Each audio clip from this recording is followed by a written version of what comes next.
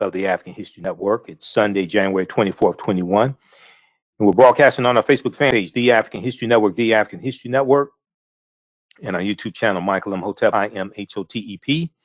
So on 9:10 a.m. the Superstation, WFDF in Detroit. Shout out to everybody listening to us on 9:10 a.m. the Superstation, WFDF in Detroit also.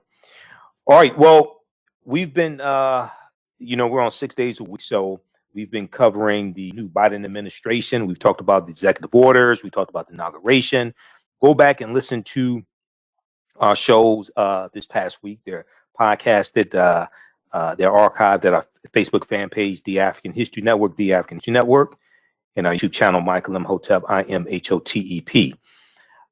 And we have them in audio podcast format also. We're on 9 different podcast platforms. We're on iHeartRadio, so you can listen to 9:10 a.m. the Superstation live on iHeartRadio. Download the iHeartRadio app. Search for 9:10 a.m. 9:10 a.m. Superstation, WFDF. And then also search for the African History Network show, because we have our own page on iHeartRadio, and we have hundreds of shows podcasted there. So on today's show, we're going to deal with the movie One Night in Miami. One Night in Miami, directed by Regina King. We first saw Regina King on the TV show 227. And I've talked about One Night in Miami, I think it was early January, late December, when we got more information about the film. But it is a fictitious account of a one night that 4 iconic African-American figures spent together. And this was right after Muhammad Ali beat Sonny Liston in the first fight, February 25th, 1964.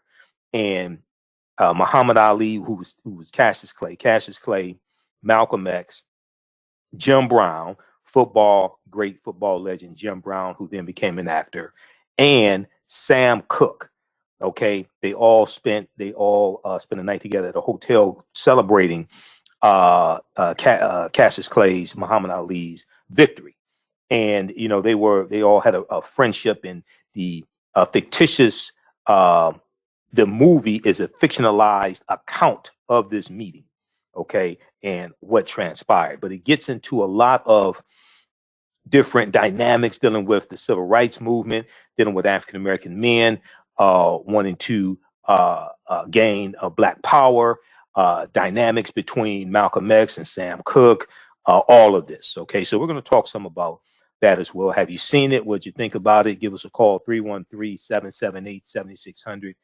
313-778-7600. Here's the call-in number if you have a question or comment. If you saw One Night in Miami, directed by Regina King. So it's a fantastic movie. And, tragically, later that year, okay, December 11th, 1964, Sam Cooke was killed. Okay, we know Sam Cooke was killed.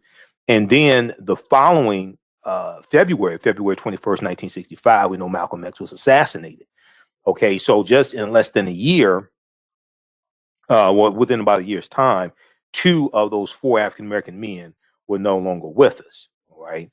And then also this past week, January 22nd, was Sam Cooke's birthday. So we talked about Sam Cooke here as well.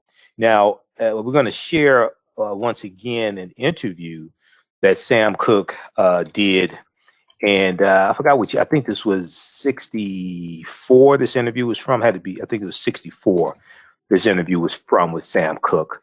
And something that's interesting is that in the movie, he talked about bombing at the Copacabana in New York. Okay.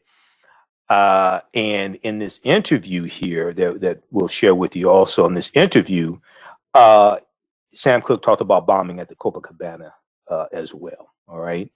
So we'll talk some about One Night in Miami. And then we know that Hank Aaron passed away.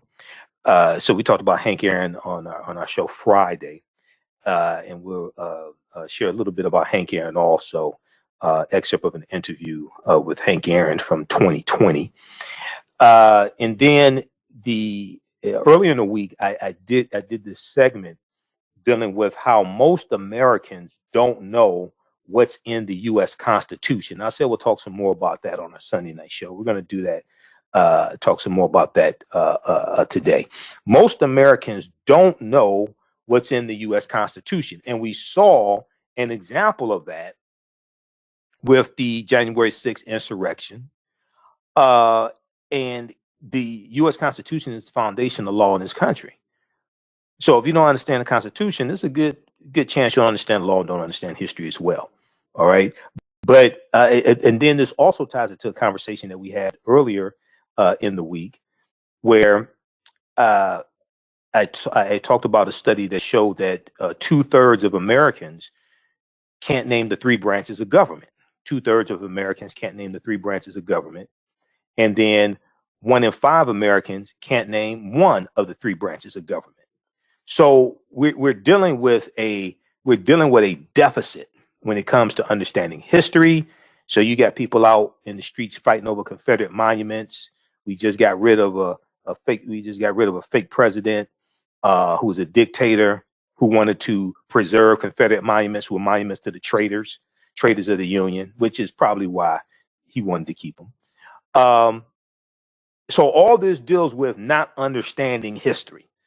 All this deals with not understanding history.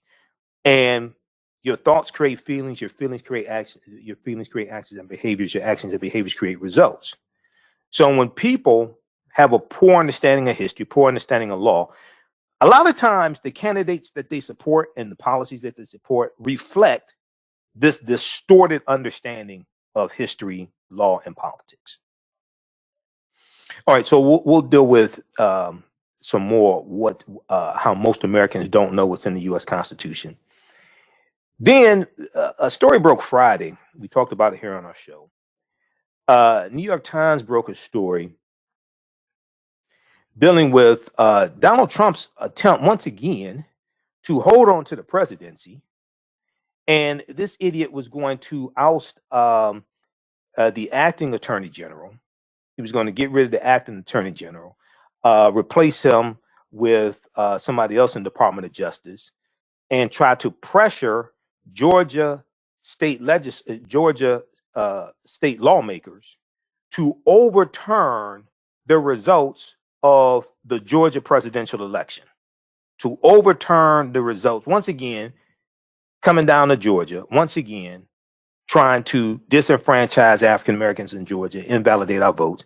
Because I guarantee you, if African Americans turned out to support Trump and he won Georgia, he wouldn't be trying to overturn election results in Georgia. Once again, remember on that 1 hour and 2 minute call that was leaked that Secretary of State Brad Raffensperger, his team recorded with Trump. Trump said that Stacey Abrams was corrupt. He has some very negative things to say about Stacey Abrams. Okay, so there's been some updates in this story a little bit, so we'll share that with you also. And once again, this is going to come up in the impeachment trial. Impeachment trial is going to start the week of February 8th, the second impeachment trial of Donald Trump, first president to be impeached twice. Okay, and more information is coming out each day. More and more information. I mean, you know, if I was a Republican, I would say we should. I would have been begging for the impeachment trial to happen like as soon as he was impeached in the House of Representatives.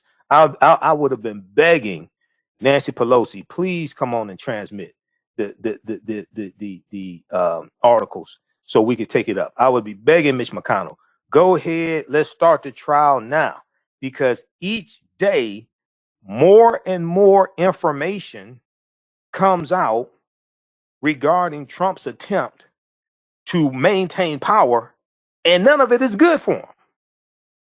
More and more information comes out each day. It's not play it. This ain't turning out too good for you. None of this information that's coming out is good on your behalf. It's making it worse for you. It's making it worse for you. Then we see that he's threatening to start a third party. I hope he does. Called the Patriots Party. Really? The Patriots, right? No, you should call it the traitors. But go ahead. I hope you do start a third party. So because anybody that follows you is a dumbass. So I hope you do start a third party so we can clearly identify the dumbasses and the traitors. And then he's putting pressure on the Republican senators who are going to have to vote to convict or acquit him. He's putting pressure on them, threatening to, threatening that he's going to start a third party. He's going to run again in 2024. He's going to run. They're going to be primaried in the next election, things like this. So all this is going on right now. I hope he's not going to run in 2024. I'm telling you right now. He's not going to run in 2024. Why? He's going to have so many lawsuits. He's going to be trying to stay out of prison. He's not already in prison. He's going to be trying to stay out of prison. His taxes would have been released by then. Okay. The $421 million, I think it is, he owes in loans, and Forbes or Fortune has estimated it could be $1 billion. Those loans are going to come due. So he's not going to run for president because they're going to put him under more scrutiny. No, he's just talking loud and saying nothing right now. He's trying to stay relevant. He's off Twitter. Okay. So he's just talking loud, trying to stay relevant. So we'll talk some about these developments here. This is more evidence is coming out each day. Trump plotted to replace acting attorney general in effort to overturn election results. All right. Then there were about 30 executive orders that Joe Biden signed this past week. We broke down those executive orders here on this show. Okay. So go back and watch the broadcast this past Wednesday through Friday. Went through and broke down a lot of those executive orders. There was one at the press conference that Jen Psaki, the new White House press secretary, there was one that she held this past Friday, which would have been the 22nd. Okay. And she talked about this executive order. This executive order, and Associated Press has reported on this, and TheRoot.com picked up this reporting. Biden orders review of domestic violence, domestic violent extremism threat. Biden orders review of domestic violent extremism threat. President Joe Biden has directed law enforcement and intelligence officials in his administration to study the threat of domestic violent extremism, or what we would largely call white domestic terrorists, in the United States, which is an undertaking being launched weeks after a mob of insurgents loyal to Donald Trump stormed the U.S. Capitol. The announcement Friday, January 22nd, by White House Press Secretary Jen Psaki is a stark acknowledgement of the national security threat that officials see as posed by American extremists motivated to violence by radical ideology. These are mainly white domestic terrorists. The involvement of the National Intelligence Office, created after the September 11, 2001 attacks with a goal of thwarting international terrorism, suggests U.S. authorities are examining how to pivot to a more concerted focus on violence from extremists at home. These are mostly white domestic terrorists, mostly men, just so y'all, in case you're a little confused. All right. So we'll talk about this and some birthday shout outs. Today's the birthday of Kenya Moore, Detroit's own Kenya Moore. Kenya turns, I think it's 51 today. We were both born the same year. We went to high school together. So shout out, happy birthday to Kenya Moore. Let's see. And what was okay. We'll talk about this and more on the other side of the break. You listen to the African History Network show right here on 910 AM Superstation Future Radio. I'm Michael Imhotep. We'll be back in a few minutes.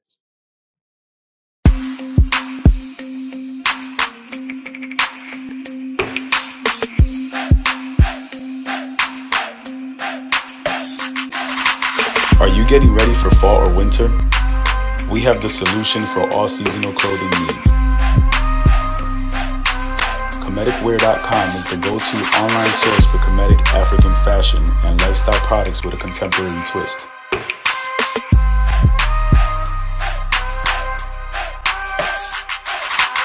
We're committed to offering unique styles reflecting our African heritage.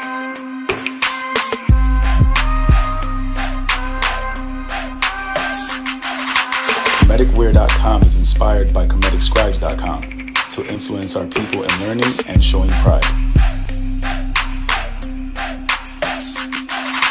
Please visit our website at comedicwear.com.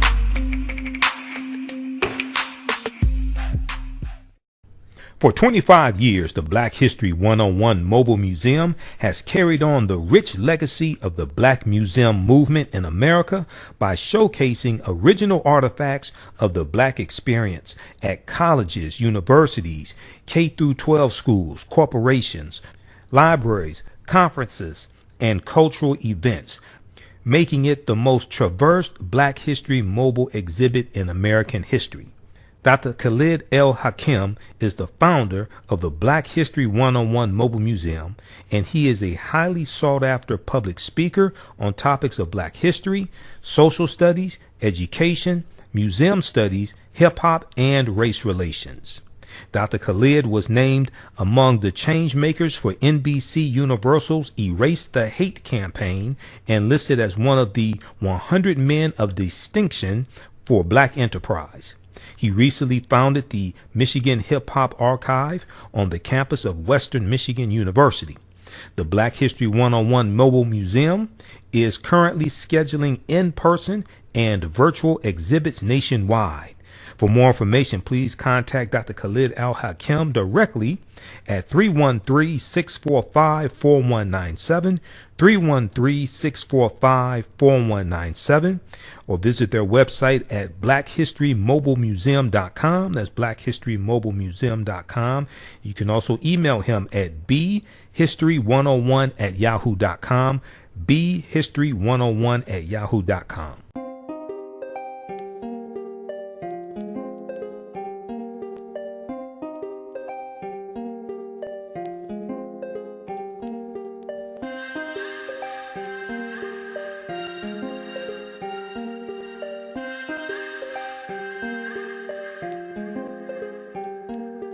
Black Bees products are a collection of natural, organic, personal care products with an appreciation of nature and bees. Our philosophy is without bees, we have nothing. We are honoring our Nile Valley ancestors who understood the importance of bees. Black Bees created a high-quality, natural, organic personal care line that would be affordable to everyone. We hope you try and enjoy our Black Bees products line and come back and visit us at blackbeesproducts.com.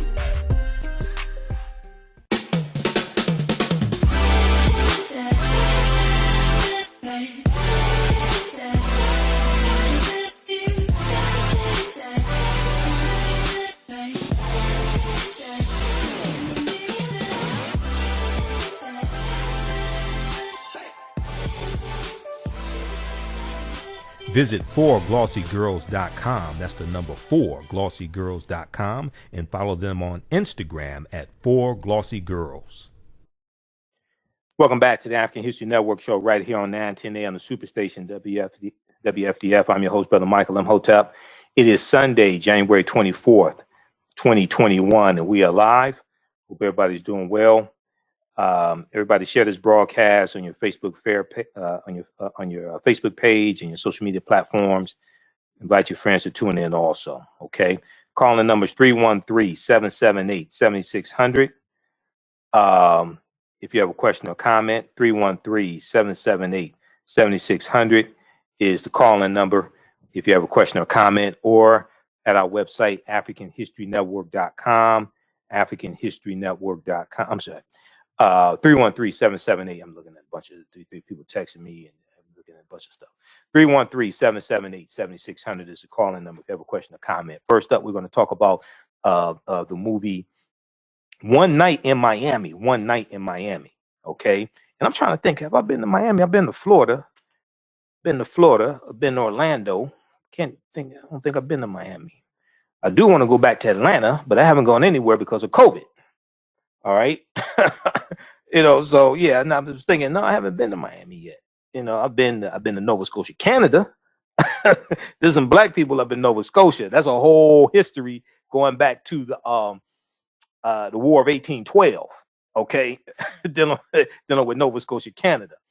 All right, but On the African History Network show, we focus on educating, empowering, and inspiring people of African descent throughout the diaspora and around the world. Because right now, this corrects wrong behavior. What you do for yourself, what you do to yourself, and what you allow other people to do to you and get away with is based upon what you think about yourself. What you think about yourself is based upon what you have been taught about yourself. What you've been taught about yourself is based upon everything you've read, heard, and seen about yourself. So when you control the radius of a man's thoughts, you can control the circumference of his actions or a woman's actions. Because the mind can't do or teach what it doesn't know. And we deal with a number of different topics here on the African History Network show. We deal with current events in history and politics, education, economic empowerment, entrepreneurship, love, relationships, love, sex, health issues, and much, much more. Okay, so when I talk about, so I got to make sure to say relationships when I talk about love and sex. This is relationships, love, and sex. Okay, I got to make a mental note to talk about, because sometimes I leave out relationships, which is symbolic, but right, but that's a whole nother show. All right, relationships, love, sex, health issues, and much, much more. Sign up for our email newsletter. Text the word Kemet, Kemet, to 22828. To sign up for our email newsletter, text the word Kemet, Kemet, to 22828. To sign up for our email newsletter. Also visit our website, AfricanHistoryNetwork.com, AfricanHistoryNetwork.com, to sign up for our email newsletter. Okay, the call-in number is 313-778-7600. 313-778-7600 is the call-in number if you have a question or comment. And also, very briefly, I want to let people know, people have been asking, when is the online course going to start back up that I teach, called Ancient Kemet, the Moors, and the Ma'afa, Understanding the Transatlantic Slave Trade, what they didn't teach you in school. This is a 8-week, 16-hour online course. It's broken up basically 2-hour sessions. It's online. You can watch from around the world. As soon as you register, we have bonus content that you can start watching.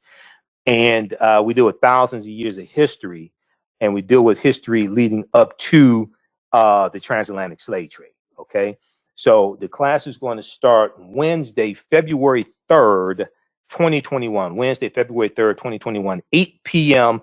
Eastern Standard Time. 8 p.m. Eastern Standard Time. It's going to be online at our online school. And as soon as you register, you can watch the bonus content, and we have the information that's archived there also. Okay, so we're going to post the information here. You can register for the online course, and this course is regularly $130. We have it on sale $80, and you can watch the bonus content. And if you miss any of the online class, it's archived. You can go back and watch it over and over again. Okay, so we'll post that here. We'll post that link here on the thread of the broadcast.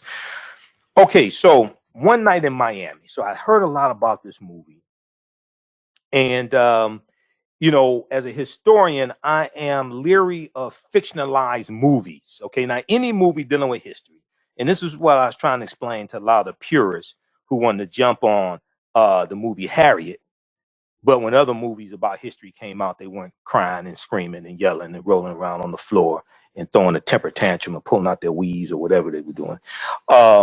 So anytime you have a movie that's based upon historical figures, okay, there's parts of the movie that are fictionalized. You have fictitious characters that are created that are composite characters. The composite characters embody usually real actions of real life people, but they just collapse that all into one character. The script is fictionalized. Where did the script come from? Okay, unless you're getting the script that is from the transcript of a court case, or unless you're getting the script that is maybe, say, you're acting out an autobiography word for word, verbatim. Okay, other than that, where does the script come from? The script comes from writers who did research, read numerous books dealing with history, dealing with that time period, dealing with that historical figure, and they're putting the words from history, from various aspects of history. They're putting words into the mouths of various historical characters, or characters that are a composite character that represents the thoughts and ideas and actions of people at the time. Okay, so all the quote unquote historical movies, all of them, there's liberties that are taken, creative liberties. All of them have things that are false in there. Okay, so I just find it interesting how people just attack African American movies, okay, but not all these other 100+ white movies dealing with history. All of them have fiction in them, okay? So with this movie, One Night in Miami, right from the start, they're telling you, look, even though these are historical figures, Muhammad Ali, Malcolm X, Jim Brown, Sam Cooke, this is a fictionalized meeting. This is a fictionalized meeting, okay? So I find it interesting the purists didn't come after this movie, you know, like they did the other ones. And the other thing that's important to understand is when a movie says based upon a true story, and let me know if we have any callers, Jalen. If a movie, when you see a movie and it has the trailer and it says based upon the true story, it's important people understand the movie, the story that the movie is based upon may be true. That doesn't mean that the theatrical depiction of the story is true. You understand what I'm saying? The story that the movie is based upon may be true. That does not mean that the theatrical depiction of the story is true, because it's not. This, as I just explained, there are going to be all types of liberties taken, who wrote the script, things like this. So this is what we have to understand. And then if it says inspired by a true story, that means that means it's less truth in that theatrical representation when it says inspired by a true story than a theatrical representation that's based upon a true story. You're dealing with Hollywood, or some people call it Hollyweird. You're dealing with Hollywood. So when we look at this movie here, came out in 2020, One Night in Miami. It's an American drama film about a fictionalized meeting, but between Malcolm X, Muhammad Ali, Jim Brown, and Sam Cooke in a room at the Hampton House in February 1964. Now, there's so much history here. Even though you have a fictitious account, still there's so much history in this, right? Now, the Hampton House, this was a segregated hotel where African-Americans stayed. African-American owned and operated. It's a segregated hotel, all right? And they stayed, it was Malcolm X's room, because you know Malcolm, he's staying with the brothers and sisters, right? Malcolm X's room number 245. I wrote it down, I looked at it, okay? Had to zoom in on it. It was room 245. So now what was interesting is, like, when you watch this, okay, so Muhammad Ali and Jim Brown get to the room, they think it's gonna be some women there, okay? Because Jim Brown wanted some women, you know. Ali did. Ali loved the ladies, okay? And it's like, wait a second, it's just us? It's just us four men here? Because it was Malcolm's room, so Malcolm wasn't gonna have women running around. Malcolm wasn't into that. Okay, so it's a feature film directed by Regina King, who we first saw as on 227 as Brenda Jenkins on 227. She's gone on to be a fantastic actress, now director. She's just brilliant. It's adapted from the screenplay by Kemp Powers, which is Kemp Powers, which is based on his stage play of the same name, One Night in Miami. Now, it stars Kingsley Ben-Adir as Malcolm X. He does an excellent job as Malcolm X. Eli Gorey as Muhammad Ali. Aldous Hodge as Jim Brown, and Leslie Odom Jr., who plays Sam Cooke. Now, Leslie Odom Jr. was in the movie Harriet, and he portrayed William Steele in the movie Harriet. William Steele was the African-American abolitionist who recorded a lot of the history of the Underground Railroad. Much of what we know about the Underground Railroad came from William Steele, and he was a successful African-American entrepreneur who helped to finance the Underground Railroad as well. Okay, but that's another movie. But we're still dealing with history. But that's Leslie Odom Jr. portrayed William Steele in Harriet, and he portrayed Sam Cooke here. Okay, now I don't know if he's going to end up being like Chadwick Boseman, portraying James Brown and Jackie Robinson and Thurgood Marshall. Okay, those are people with different complexions. But so I don't know. We'll see. All right. Okay. Now, The film premiered at the Venice Film Festival on September 7th, 2020, which was a first for an African-American female director, a first for an African-American female director, Regina King. Now, it was released in limited theaters by Amazon Studios. So it's on Amazon Prime, all right? And it comes included, because I logged on to Amazon Prime. And I have Amazon Prime. I pay them $13.99 each month. I barely watch. I think I may watch Amazon Prime like once every 2 months. I need to start watching it more, get my money's worth, okay? And I logged on, and I thought I had to pay money. I thought it was one of those movies that, you know, you had to pay money to see, even though you have Amazon Prime. It's included in your Amazon Prime membership. All right. So this ain't an endorsement for Amazon Prime. I was just like, oh, okay, I don't have to spend any more money today. So, so you can go watch it if you have Amazon Prime. All right. Now, Netflix, on the other hand, because I got to renew my membership to Netflix, because I watch Netflix once a month, and I just let that elapse and this stuff. We're going to do later in the week, we're going to talk about the documentary MLK FBI. I have to watch that. We'll talk about that one as well. MLK FBI. So there's some things on Netflix I want to see. So I guess I need to renew my membership to Netflix, I guess. So it was released. This movie was released in limited theaters by Amazon Studios starting on December 25th, 2020, Christmas Day, before being released digitally on Prime Video on January 15th, 2021. Now, reviews have been overwhelmingly positive for this movie, with critics praising director Regina King's direction, the performances, and Kemp Powers' screenplay. So when we look at the plot of this movie, right? So the movie opens in 1963 with Cassius Clay. This is before he becomes known as Muhammad Ali. Cassius Clay fights Henry Cooper at Wembley Stadium in London. Okay. And he's kind of, so I'm a big Ali fan. You see Ali behind me. I mean, damn, come on. Let's keep it 100. I'm a huge Ali fan. The best documentary series, the best, and I've seen basically all the documentaries on Ali. The best documentary on Ali is a 3 DVD set called, I think it's Ali. I think it's called The Ultimate Ali, because I have it on DVD. And it's like 6 hours.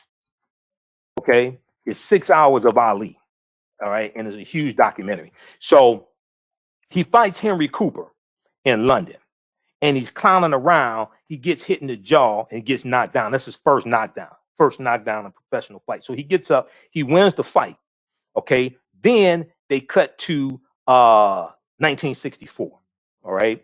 So we see in 64, we see they then go to Sam Cooke performing at the Copacabana in New York City.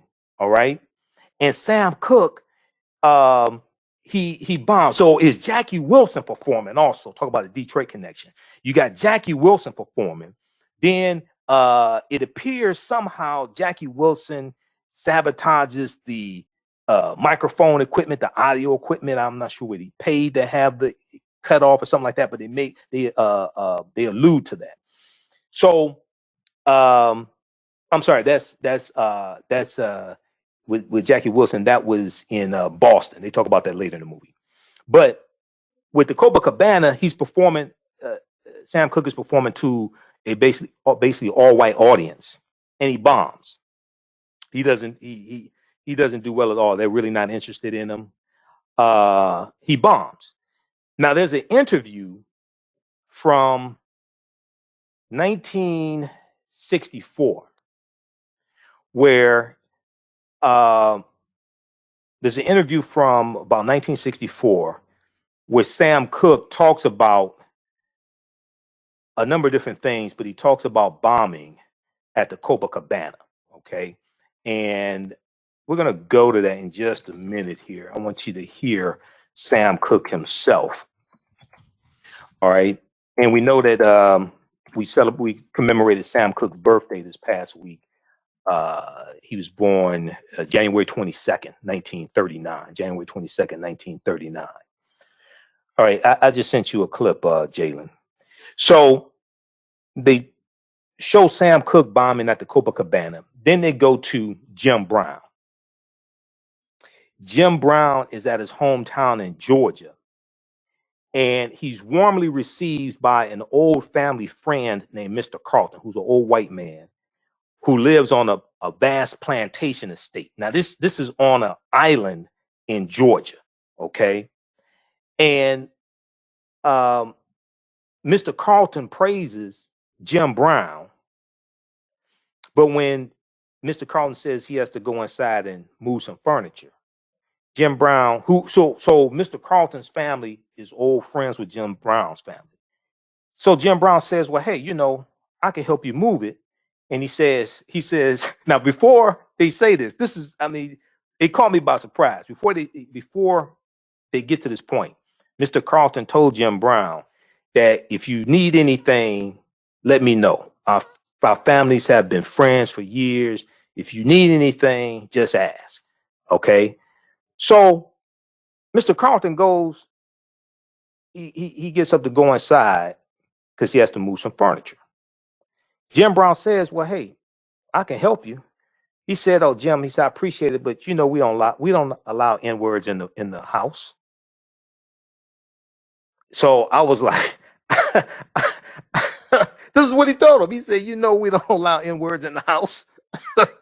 So I'm sitting there, I'm like, whoa, okay, after you just said that how long your family and Jim Brown's family have been friends, and if Jim Brown needs anything, you know, you help him, what have you. So you're dealing with these different dynamics in the 60s, and you have these African-American men, these iconic African-American men trying to navigate these dynamics of the civil rights movement, wanting Black power in various ways, wanting Black power.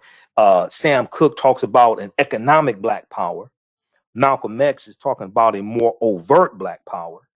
And then, you know, you have Cassius Clay, Muhammad Ali, who's 22, so he was probably the youngest of them. All this taking place and them trying to be, you know, African American men in a society that doesn't really want them to be an African American man. They can go farther because their talents can make white people money. They're allowed to go, you know, a little farther than others. But we know what happened when Muhammad Ali came out as Cassius Clay, okay, and he joins the Nation of Islam. He was already hated by a lot of white people, but then that really caused them to hate him. All right, we know Malcolm X was hated. All right, so you deal with these different dynamics.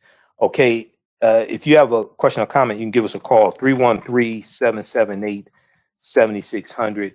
313-778-7600 is a calling number. We're talking about the film One Night in Miami. So we also see the film opens. We see Malcolm X returning home from a meeting, and he nervously discusses his plan to leave the Nation of Islam with his wife Betty Shabazz. Leave the Nation of Islam. He talks about Cassius Clay because he wants to bring Cassius into the nation. So then the movie goes months later to February 25th, 1964, when Muhammad Ali fights Cassius Clay. Okay. Now the picture you see behind me, that's of the second fight. Okay. That's the second fight with Ali. Because the first fight, he knocked Ali down. Ali did not Liston down in the first fight. Liston refused to come out for the last round because he just got his behind beaten so much. So that picture behind me, that's from the rematch. All right, that ain't last too long. Ali won that one as well. So the movie fast forwards to February 25th, 1964, and the movie centers around the fight and then that night when they're celebrating and the conversations that they have in the hotel room. So they're all in Miami for Clay's title bout against Liston. And then Clay is going to, you know, Clay talks about, Muhammad Ali talks about announcing to the world that he's going to join the Nation of Islam and things like that. And he's contemplating it, etc. During the fight, we see Jim Brown is ringside as a commentator. We see Malcolm X and Sam Cooke in the crowd also. So Malcolm X invites all three back to his hotel room, room number 245 at the Hampton, okay, which is a segregated hotel. I want to go to this clip here. I think we have it queued up. This is Sam Cooke from 1964 on interview on Basin Streets, I think it is. I think that's the name of the show, Basin Streets. Okay, let's go to this clip. Eleanor Harris. Hey, dude, yeah. Let's do a little capsule version of the Sam Cooke story. How did it go? A little capsule version. Born, my father was a minister. I started singing in the church naturally because I was exposed to a gospel singing first life. Came out of school, went with a professional gospel group called the Soul Stirrers.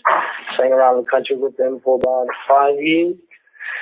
Decided to go on my own. Made a song called You Send Me. It sold about 1.5 million copies for me, luckily enough. What is it, Coco? Bomb?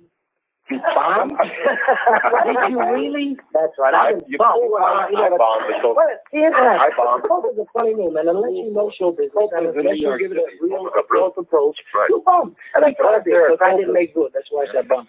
Because there are Copas everywhere. It's the one in New York City you're talking about. That's right. For some reason, I can't explain it. It happens to be the prestige date of all time. If you make it at the Copa, that's it. That's true. Why do you think you bombed? Why do I know why I bombed? Because I wasn't ready.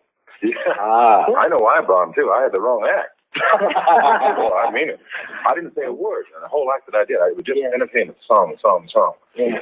These guys would certainly give me that real classy stare, you know. Mm-hmm. And one night, right in the middle of the song, guy gave me the words. I had kind of a dramatic place in Autumn Leaves, you know. And I sort of looked forward and I said, but Autumn Leaves is a start to fall. I didn't answer back, I guarantee it. The little guy just looking at me like all through the act. Yeah. I thought they would have picked me up in the alley. You know, there are different opinions on what you have just said. Now, a lot of people who prepare acts for people like you and Howard say that you think you're well into it. Now, I've seen the best of them perform, and I know Sammy Davis doesn't say word one until he's sung for about 30 minutes. And it goes for Tony Bennett. Well, I think it's all in trying to establish a rapport with the audience. If you feel that you're establishing a rapport, it's not necessary to talk. But then sometimes conversation, some people sing better to establish a rapport, some people happen to talk better. Now, I do what comes to my mind. Now, if I feel I'm not establishing a rapport, and if I see there's something I can say in conversation that will help them come to me and me come to them, because it's a mutual thing, then I'll talk. Sam, what is this song that you're going to do, Darling, You Send Me? What is that? Is that the big thing? I had You Send Me, and right after that, I had another song called Sentimental Reasons. And I usually sing these two songs together because they mean so much to me. You had a big one on Chain Gang, too. That's right. Yeah, I ain't keeping up with you. Yeah. Sam Cooke's going to sing for us again. Would you like that? All right. Pause it right there, Jalen. Okay. All right. We don't want a copyright infringement ding on us. Okay, so he talked about, in that clip there, that's from 1964. He talked about bombing at the Copacabana in New York City, and in the movie One Night in Miami, Sam Cooke talked about bombing at the Copacabana as well. Okay, so check out that interview on YouTube. Sam Cooke interview at Basin Street Blues. Okay, Basin Street Blues. That's from 1964. All right, now one of the dynamics was Malcolm X talking about the type of music that Sam Cooke was singing and how it was gospel songs that were made popular, made into secular music, but it wasn't talking about the movement. It wasn't talking about what was going on in America. It pertained to African Americans and the civil rights movement, etc. So many people know about the song "A Change Is Gonna Come," right? We remember the Malcolm X movie from Spike Lee, 1992, and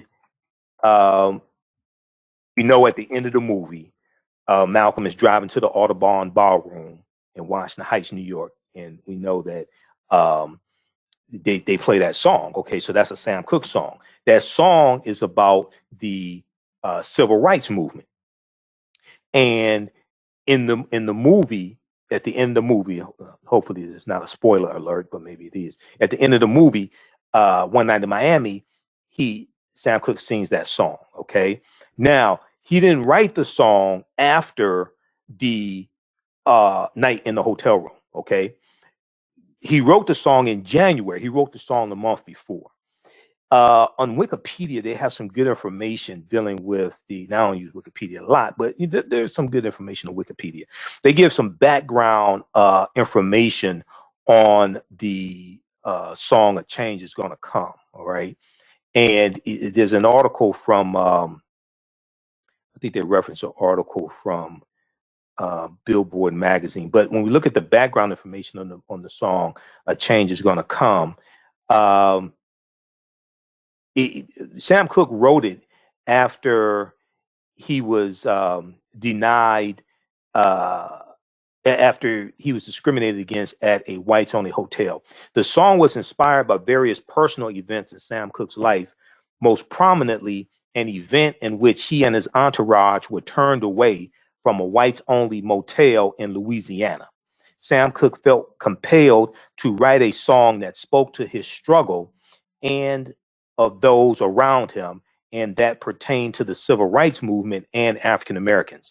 The song contains the refrain, quote, "It's been a long time coming, but I know change is going to come. It's been a long time coming, but I know change is going to come." Okay, so we see that, and Leslie Odom Jr. does a good job. You know, I don't know if he was singing himself or somebody was lip singing or whatever, but the whole way the story is put together, One Night in Miami, it's fantastic, and it interweaves history with this fictionalized account of these conversations that they're having. Okay, let's go to the phone lines. We're coming up on a break here. Let's go to Marathon line 1. Marathon, welcome to the African History Network show. Tell us where you're calling from. I'm calling from Detroit, Michigan. Calling from Detroit, Michigan. 9:10 a.m. Yep. Okay, go ahead. Yes. Thanks for holding. You're missing the whole thing about the Copa story. The reason Sam Cooke bombed, he didn't go home with the girl he brought to the dance.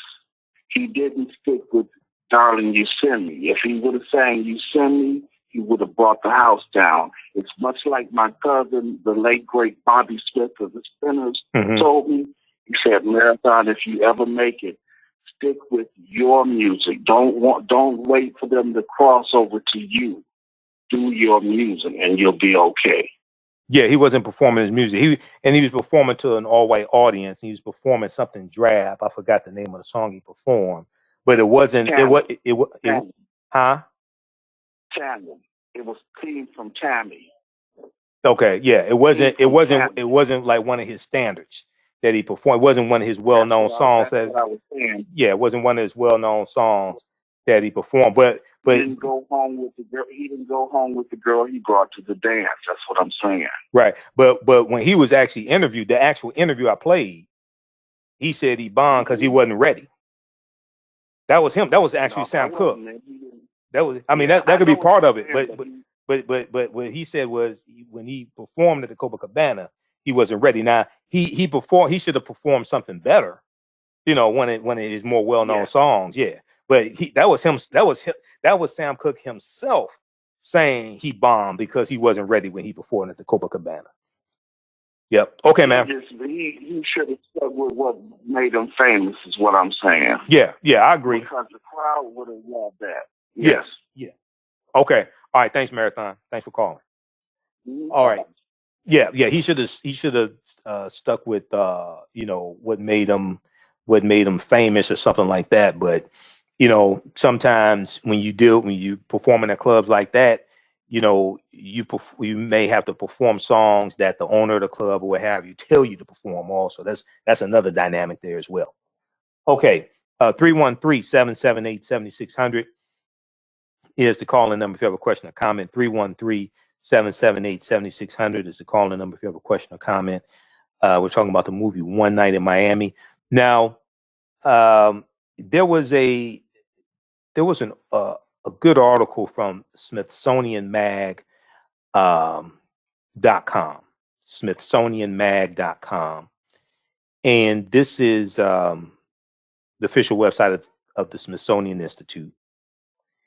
And the name of this article is "The True History Behind One Night in Miami." The true history behind One Night in Miami. One Night in Miami, Regina King's directorial debut, dramatizes a 1964 meeting between Cassius Clay, Malcolm X, Sam Cooke, and Jim Brown. All right. We're going to talk about this some on the other side of the break. I know we're coming up on a break here. So let's go back some more to the synopsis. Now, another dynamic in the movie was a conversation between Malcolm X and Sam Cooke about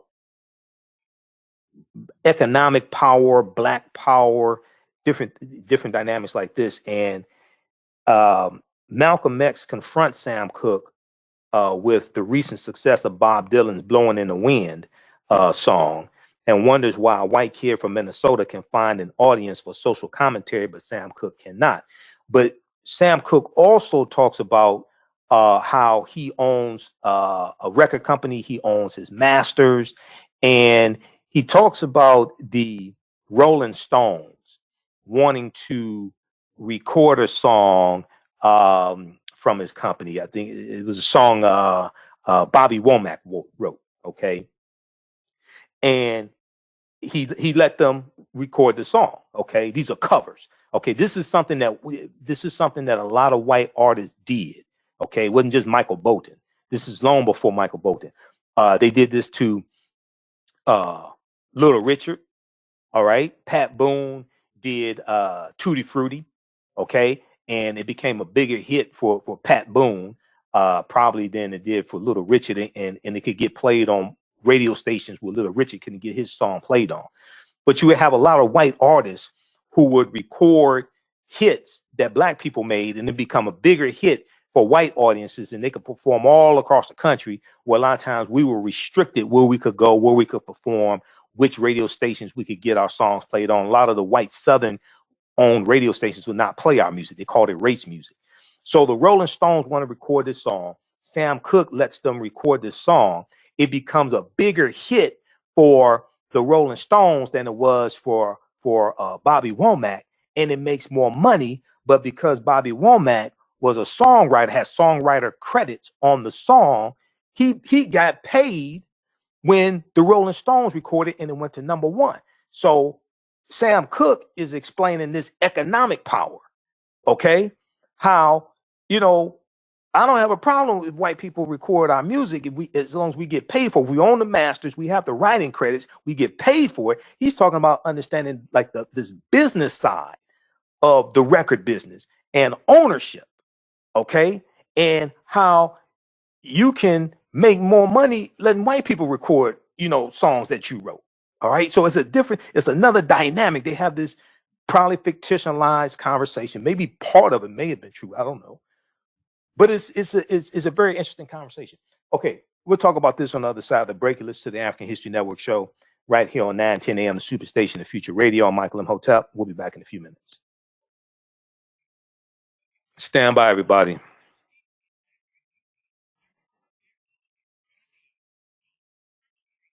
All right, stand by. How's everybody doing? Yeah, it's over now. Rolling Stones did that. All right, we'll be back in a few minutes. Hey, if you like this type of information, also you all can donate to the African History Network, $ the AHN Show through Cash App, $ the AHN Show through Cash App, then also through PayPal, paypal.me / the AHN Show, paypal.me / the AHN Show. Then also at our website, AfricanHistoryNetwork.com, AfricanHistoryNetwork.com. All right. Mo Lukeman, Ann Smile, John Ray. Everybody visit workingwithjohnray.com, workingwithjohnray.com. Hey, John Ray, post your information here. Nguvu Twalibu. Okay.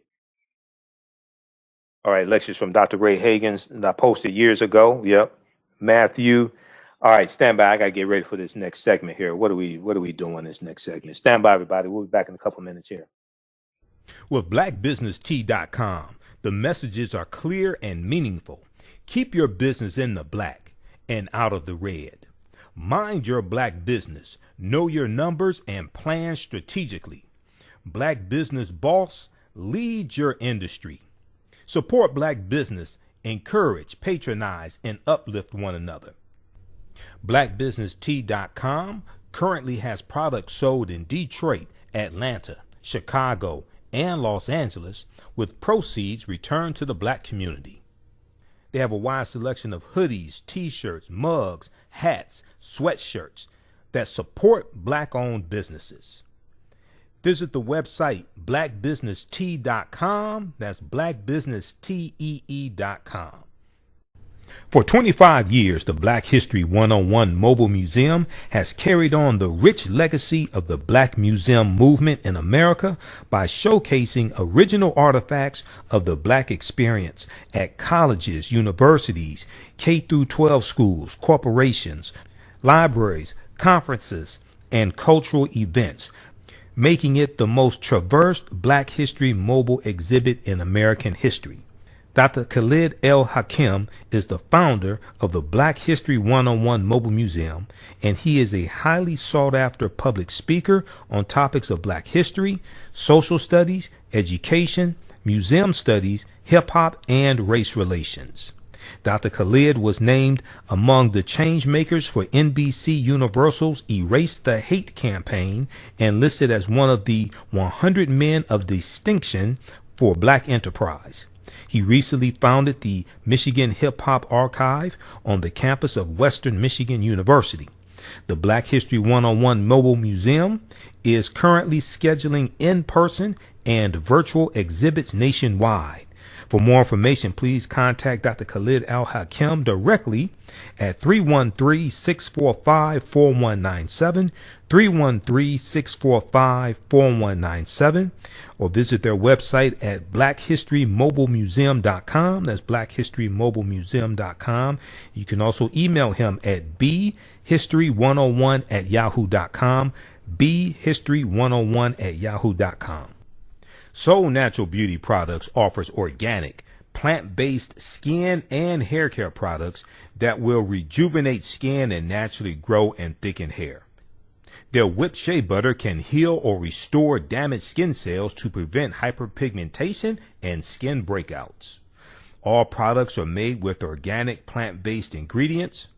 Their maximum hair growth oil is fortified with organic herbal extracts and undeniably proves that Mother Nature knows best. It thickens, lengthens, softens, and conditions all types of hair. They even guarantee hair improvement within 90 days or a full refund. Their all-natural 24-hour deodorant leaves the body smelling fresh without sweating for up to 24 hours. It does not stain fabric, goes on smoothly, and has a refreshing lavender and frankincense aroma. It can be used by men, women, and even children. Place your order today at soulnaturalbeautyproducts.com. That's soulnaturalbeautyproducts.com, and follow them on Facebook at Soul Natural Beauty Products. Intuitive Design Clothing is an online accessory store that sells one-of-a-kind signature statement pieces for men and women. They also specialize in fashion consultations, closet organization, and decorating small spaces. Are you looking for a statement piece for a special affair, or would you like to add some select pieces to your ensemble of accessories? If you're looking for something different, definitely contact Kathy Norman, owner and CEO of Intuitive Design Clothing. Visit their website, intuitivedesignClothing.com. That's intuitivedesignClothing.com, and you can email her at info@intuitivedesignClothing.com. Intuitive Design Clothing is where every entrance is a grand entrance. Do you have an idea or business that requires app development or thinking of moving your IT resources to the cloud? We have post-paid and profit-sharing plans for unique ideas or profitable businesses. Who can take advantage of this unique program? Entrepreneurs with unique ideas, startups, small to medium businesses. Contact us 267-209-0352. Visit nomadicsystems.net, nomadicsystems.net today. 910 AM Superstation, a division of Adele Media. Welcome back to the African History Network show right here on 910 AM Superstation WFDF in Detroit. I'm your host, Brother Michael Imhotep. It is Sunday, January 24th, 2021, and we are live. Hope everybody's doing well. Calling numbers 313-778-7600. 313-778-7600 is the calling number if you have a question or comment. If you'd like this type of information, also you can donate to the African History Network, $, the AHN Show through Cash App, $, the AHN Show through Cash App, then also through PayPal, paypal.me/the AHN Show, paypal.me/the AHN Show, or at our website, AfricanHistoryNetwork.com. Okay, just click on the yellow donate button. So since we're here 6 days a week instead of 1 day a week, that definitely helps out, helps us keep broadcasting, stay on the air, keep doing the research, pay some of the bills. So we're here Monday through Friday, 11 p.m. to 12 midnight Eastern Standard Time, and we're still on Sundays. We're doing Sundays for 4 years. We're still on Sundays, 9 p.m. to 11 p.m. And then starting October 12, 2020, we started doing Monday through Friday. So on Monday through Friday, 11 p.m. to 12 midnight Eastern Standard Time also. Follow us on our Facebook fan page, The African History Network, The African History Network, and our YouTube channel, Michael Imhotep, IMHOTEP. And then also on our Facebook fan page, The African History Network. Turn on notifications so you know when we go live. All right. My online course, we're going to start teaching that again. The class sessions are going to be Wednesday, starting February 3rd, 2021, 8 p.m. to about 10 p.m. Eastern Standard Time. Ancient Kemet, the Moors, and the Ma'afa, understanding the transatlantic slave trade, what they didn't teach you in school. Ancient Kemet, the Moors, and the Ma'afa, understanding the transatlantic slave trade, what they didn't teach you in school. We deal with thousands of years of history. We deal with what led to the transatlantic slave trade taking place. When we talk about the transatlantic slave trade, we have to understand that historical events don't happen in a vacuum. We know that the year 2019 was the year of return, as many African Americans started reconnecting to Africa and traveling to Ghana and other West African countries. When we discuss the transatlantic slave trade, we have to first understand that African people are the original people of North, Central, and South America, and have been in this land that we call the United States of America at least 51,700 years. And that's what Dr. David Imhotep deals with in his book, The First Americans Were Africans, Documented Evidence. And you've heard numerous interviews I've done with Dr. David Imhotep. This doesn't mean the transatlantic slave trade did not happen. It just means you have to understand thousands of years of history that lead up to the transatlantic slave trade starting in 1441 with the Portuguese going into Mauritania. Now, we can't start studying our history in slavery. We have to understand the history chronologically and deal with the 800-year occupation of Europe by the Africans known as the Moors, who entered into the Iberian Peninsula, today known as Spain and Portugal, from North Africa in 711 AD. Okay, so we deal with all this. We deal with ancient Kemet, we deal with the Moors, we deal with a chronology of events leading up to the transatlantic slave trade taking place. All right, so we posted a link here. Also, you can register at our website, AfricanHistoryNetwork.com, AfricanHistoryNetwork.com. It may still show the information from when we did the class in October 2019. It's fine. Just go ahead and register for it. We'll enroll you in the new class also. It's going to start Wednesday, February 3rd, 8 p.m. Eastern Standard Time. So it'll be each Wednesday for eight weeks, 8 p.m. Eastern Standard Time. All the sessions are archived. You can go back and watch it over and over again. And I'm doing a PowerPoint presentation, audio clip. We have video clips, book references, article references, everything. So it's a visual class, and you can ask questions during the class. Also, we have a virtual chat. Okay, 313-778-7600 is the call-in number. 313-778-7600 is the call-in number if you have a question or comment. We'll talk a little bit more about One Night in Miami, then we're going to hit some of these other topics here quickly also. All right. So I want to go to this article here from Smithsonian Institute, okay, Smithsonian.com, and it deals with One Night in Miami, okay. And let me post this information here again also. It deals with One Night in Miami, and it tries to separate fact from fiction. Now, that's one of the challenges when you deal with movies that deal with when you have historical figures and trying to separate fact from fiction. That's one of the drawbacks. I like documentaries better, but I do understand the impact that movies can have also, and they do have their purpose. All right, now, so the question is asked, is One Night in Miami based on a true story?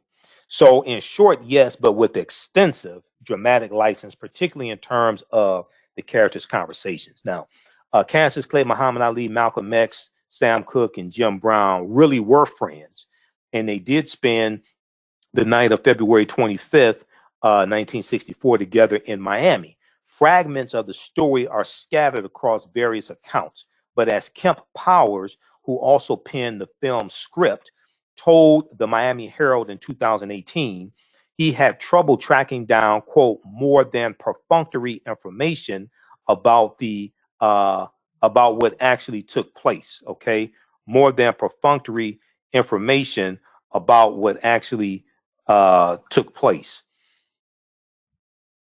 Now, about what actually took place. Now, despite this challenge, Kemp Powers found himself intrigued by the idea of 4 1960s icons gathering in the same room at such a pivotal point in history. Quote, it was like discovering the Black Avengers, he said to Deadline.com last year. And it did, man, and it did seem like that. These were like iconic men, so it seemed like they were like the Fantastic Four or the Avengers or something like that. Now, at this point in time, 1964, this is February 25th, 1964. Malcolm is suspended by the Nation of Islam, okay, because of the after the assassination of JFK, November 22nd, 1963, and comments he made or how they were interpreted, what have you. There's a 90-day suspension. He has not officially separated from the Nation of Islam yet. That's going to take place March 8th, 1964. So that's going to take place about 2 weeks after this night, after the Cassius Clay Sonny Liston fight. He hasn't gone to Mecca yet. That's going to be late April 1964. The Civil Rights Act of 1964 has not been signed into law yet. That's not going to be until July. That's not going to be till July 1964. All right. And we know that August 28th, 1963, you had the March on Washington. So you hear that reference. You hear all these different historical references in the film as well. Okay, so Kemp Powers, who wrote the script, Kemp Powers turned the night's event into a play, drawing on historical research to convey an accurate sense of the men's character and views without deifying or oversimplifying them. Now, the result is Director Regina King tells the New York Times is a quote unquote love letter to black men, that allows its lionized, subjects to be layered, There are textures to them. There are layers to them. They are vulnerable. They are strong. They are providers. They are sometimes putting on a mask. They are not unbreakable. They are flawed. And that was one of the things that they showed. They showed you because not LL Cool J. Ladies love Cool J.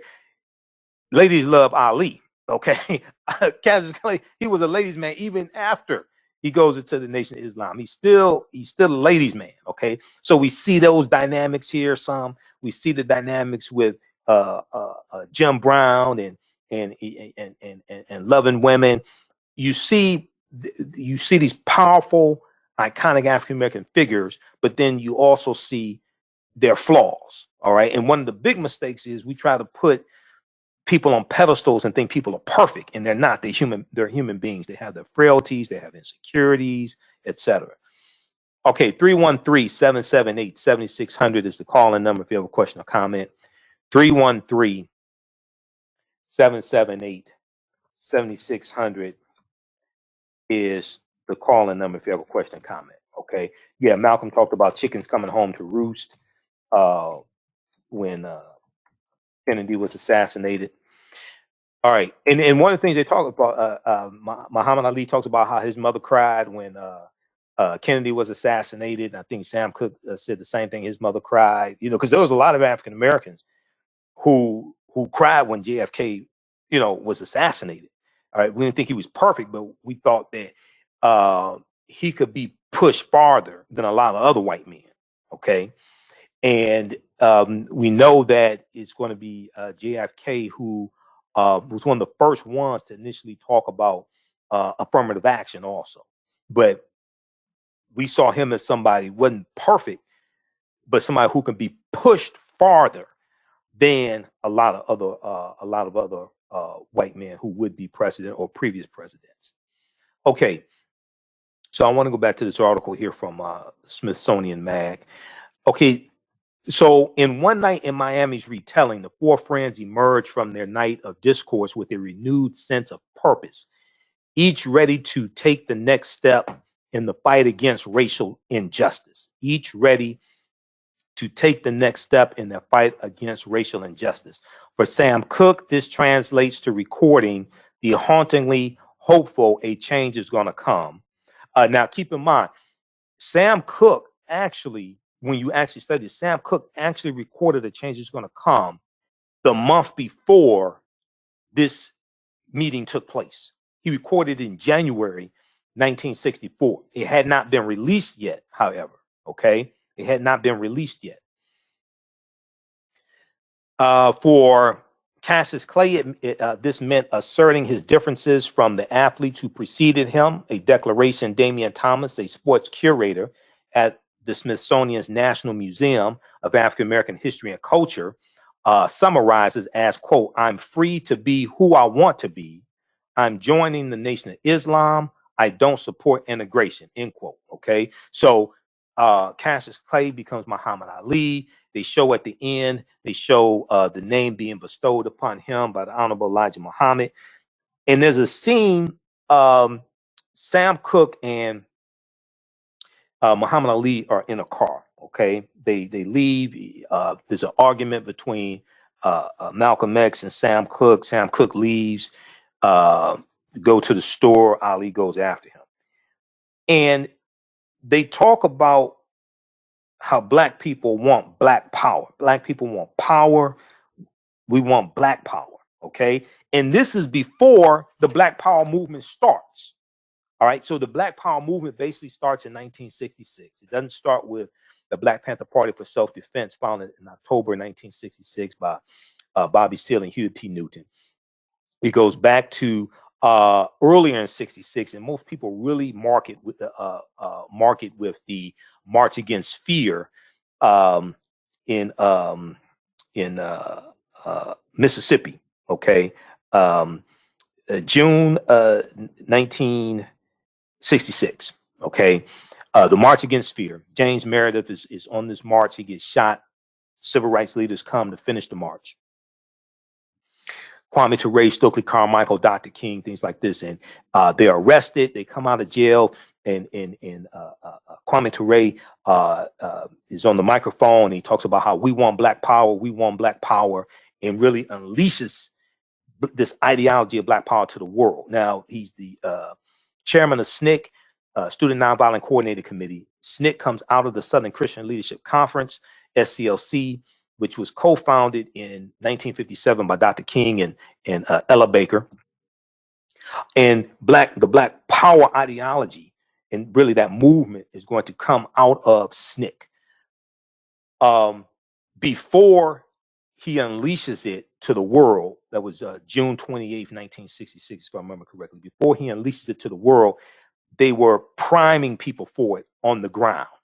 Mukasa Dada, Willie Ricks was one of the ones who was a member of SNCC, and I've interviewed him years ago. He was one of the ones who helped to prime people with the ideology of black power, and that ideology was permeating throughout SNCC. And you had the older faction, well, not older because they were all young.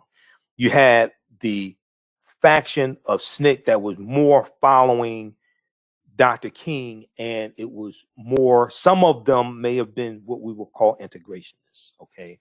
You had John Lewis, you had Diane Nash, things like this, who weren't with black power. You had others who were, like Kwame Ture, Stokely Carmichael, Willie Ricks, etc. So when John Lewis loses the chairmanship in '66 to Kwame Ture, you're going to have a lot of them who leave, like John Lewis, who leave. And John Lewis talks about this in the Eyes on the Prize, but you have to go to the second Eyes on the Prize series that dealt with from about 65 through the 1980s.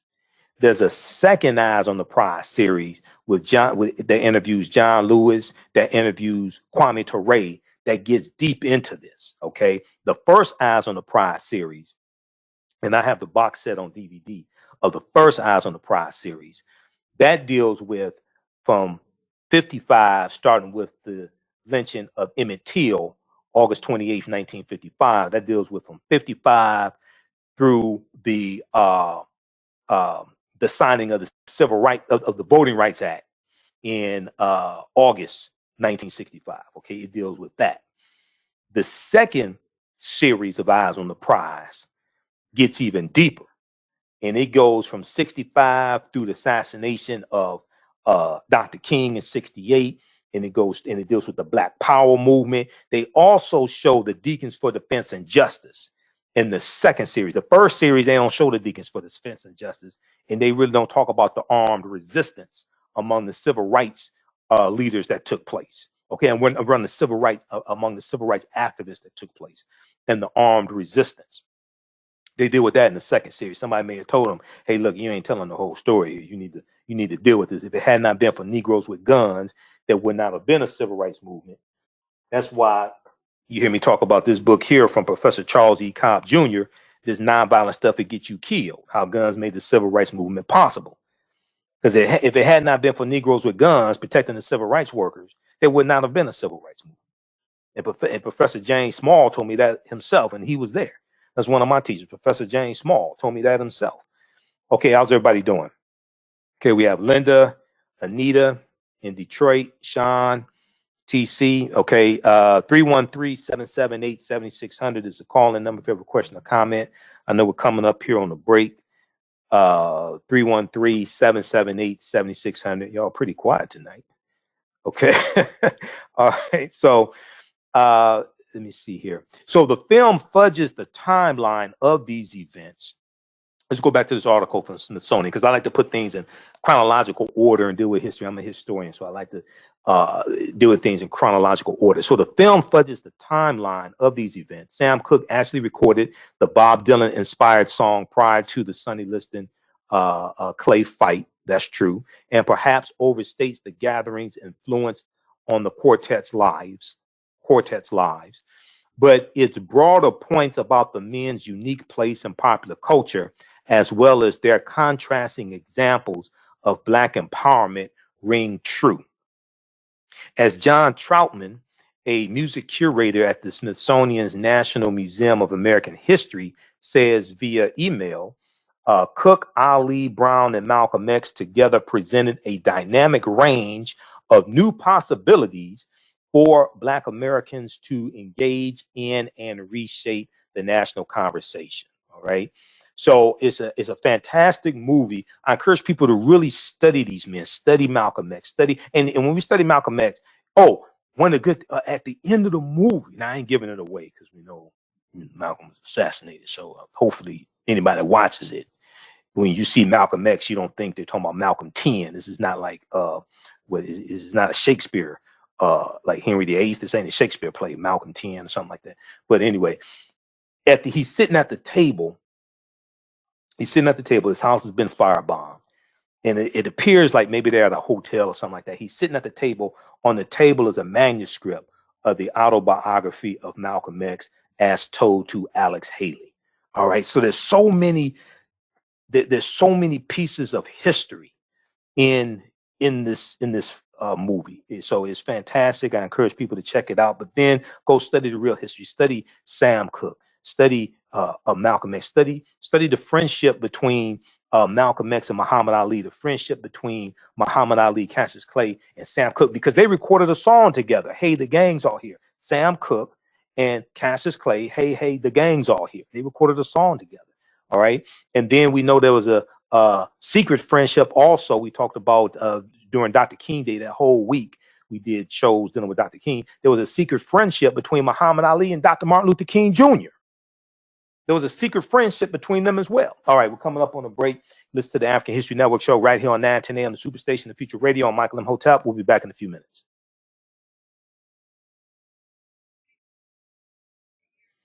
Okay, stand by, everybody. TC Cooke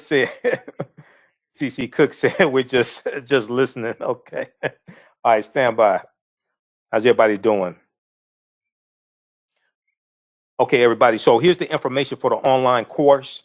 As soon as you register, so the online course is $80, regularly $130. We posted a link here. As soon as you register, you can start watching previous classes. We're going to do this class live starting Wednesday, February 3rd, 2021. It's going to be 8 p.m. to 10 p.m. Okay. And it's 8 sessions. It's about 2 hours each. It's all, once we do it live, it's all archived. So you can go back and watch it over and over again. Okay. Toya said, I wonder what you had planned for February. Yeah. So February is African American History Month. So we're kicking off this class once again. It's visual. So it's going to blow you away. We deal with thousands of years of history. I reference about 50 articles.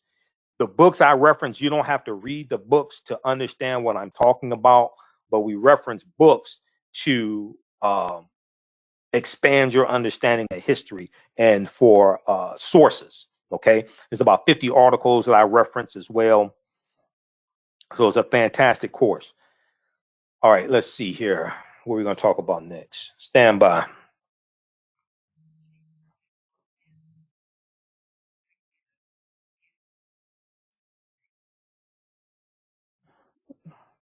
Stand by, everybody.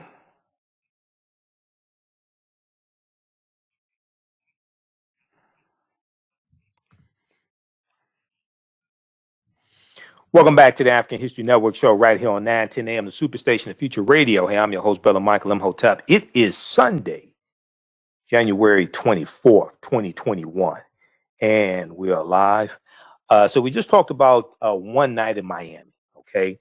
Later in the week, we're going to talk about MLK FBI, the documentary MLK FBI about Dr. King and the surveillance that the FBI had on him as well. We'll talk about that. And then I still have to watch Ma Rainey. I still haven't. I've been busy. I still haven't watched Ma Rainey. So we talked about it a little bit. There were some articles I shared dealing with Ma Rainey and Chadwick Boseman and dealing with that movie. But as soon as I watch that, we'll talk about that as well, and I'll give you a review of it and break it down. And then also, we got to talk about Miss Salt and Pepper and what they did to Spinderella's not a fella but a girl DJ, how they did Spinderella wrong. I don't know how we have to talk. We'll do that in another show. It looks like I'm gonna have to go watch it because there was a lot of people commenting on my timeline about the Salt and Pepper story, and they didn't like it. So it looks like I'm gonna have to go watch that little sorry movie. But they did our girl Spinderella wrong. That's just, I know y'all fell out with it. I know y'all fired her, but come on now. Come on. But anyway, that's a whole nother show. All right. Sherwin said, did her really wrong. Yeah. It's like, come on, wait. This is one of the most iconic DJs, and she's a female DJ. Okay. Rolling out had some articles that we shared about 3 different articles dealing with that in Spinderella's responses and how she was really hurt. She was left out of the production and development of the project. Okay. And somebody commented, she was depicted just a little bit in there, but a lot of the decisions and the production, and she didn't have any say in how she was portrayed in the film also. So, but okay, I would say something, but people may say it's sexist. But anyway, but this is one of the problems I've heard, and I knew entertainers and I knew promoters who promoted groups and things like this, but this is one of the dynamics that you have with, well, you can have with male groups also, the Temptations, David Ruffin, what have you. But this is one of the dynamics you have with girl groups. A lot of times with girl groups, it could be something on a whole nother level. So, not trying to sound sexist, but I'm just saying that's what I've been told by people who have knowledge of girl groups. All right, I want to go to this next story here. We talked about this earlier in the week. This deals with understanding the U.S. Constitution. Okay. Now, you've heard me talk about almost every show, right? I say read the Constitution. This is my copy of the Declaration of Independence and other great documents of American history, 1775 to 1865. This is about $2. This is from Dover Books. You hear me talk about read the Constitution, right? So there was a story on CBS this morning, and I'm going to go to this clip here. I sent you the article, Jalen. I want to go to this clip here from CBS News. They dealt with a survey dealing with how most Americans don't know what's in the Constitution, a crisis of civic education. Most Americans don't know what's in the U.S. Constitution, a crisis of civic education. This is from January 19th, 2021. So this is after the insurrection by a bunch of domestic terrorists on January 6, 2021. Okay. And these were adults they're talking about don't know what's in the Constitution. We're not talking about 5th graders. We the people have been, quote unquote, we the people have been talking a lot about our founding document, the United States Constitution, a 233-year-old rule book of American life and governance that's especially relevant right now. The inauguration process is on January 20th, is detailed in the 20th Amendment to the U.S. Constitution. Okay, the inauguration is in the 20th Amendment. The impeachment of a president is described in Article 1 and Article 1, Sections 2 and 3 of the U.S. Constitution. And the 2020 election results were certified by the states and counted by Congress in accordance with Article 2 and the 12th Amendment to the U.S. Constitution, 12th Amendment of 1803.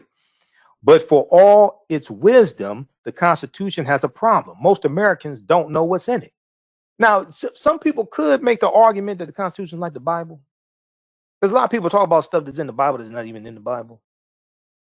We've talked about this before. So it's like the Constitution. I think people know even less about what's in the Constitution than in the Bible. Republicans and Democrats both say they're protecting the Constitution. Donald Trump referenced the Constitution no fewer than 16 times ahead of the Capitol riots that he inspired in January 6th, urging supporters to fight a supposedly unconstitutional election. Now, Jeffrey Rosen, CBS News constitutional law expert, told CBS this morning We are living in unprecedented times. We are living in unprecedented times. The Constitution is a 7,500 word blueprint for America, establishing our national government, basic rights, and a process for addressing our problems, at least in theory. Quote, the Constitution provides as many questions and answers, and it provides a forum or a platform for civil dialogue and debate so we can peacefully resolve those questions. The Constitution is the foundation of law in this country. Article 6 of the U.S. Constitution clearly tells you that the U.S. Constitution, all the previous treaties, and all of the subsequent treaties are the supreme law of the land. Now, there was a study from Alabama.com.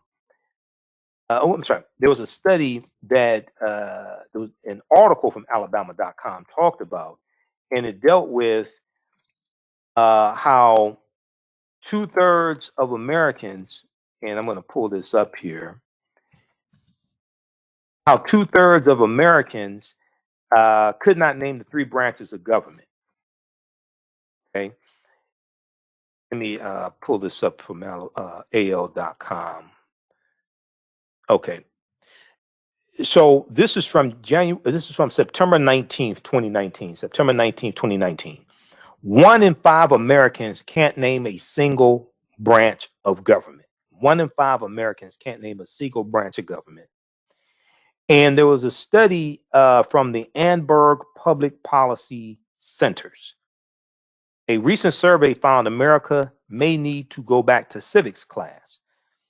Annenberg Public Policy Center's Civics Knowledge Survey found only 2 in 5 American adults, or 39%, could correctly name the 3 branches of government. Okay, so almost 2/3 of Americans can't correctly name the 3 branches of government: executive, legislative, and judicial. That figure was the highest in 5 years, up from 32% in 2018.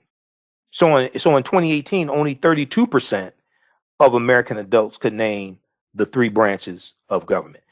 Let's go to this clip here from CBS this morning. I'm talking about the Constitution, that 233-year-old rule book for American life and governance that is especially relevant right at this moment. Consider this: the inauguration process detailed in the 20th Amendment, the impeachment process that is described in Article 1, Sections 2 and 3, and the 2020 election results were certified by the states and counted by Congress, all of it in accordance with Article 2 and the 12th Amendment. Here's the problem. For all of its wisdom, the Constitution is in trouble for this reason. Most Americans do not know what's in it. We, the people, have been talking a lot about our founding document. This document.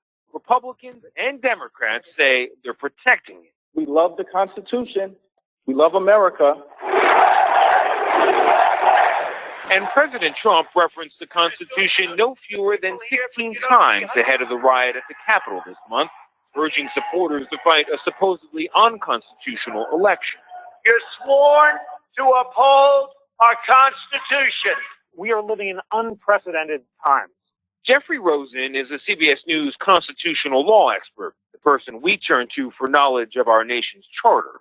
The Constitution is a 7,500-word blueprint for America, establishing our national government, basic rights, and a process for addressing our problems, at least in theory.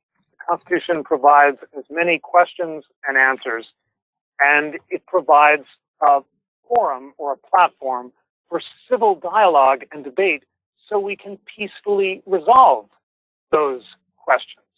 Rosen is also president of the National Constitution Center, where web traffic is at an all-time high, which isn't exactly a good thing. What does it say about us as a country that at this moment in time, so many of us had to go to the National Constitution Center to refresh our memory of the document that undergirds our country?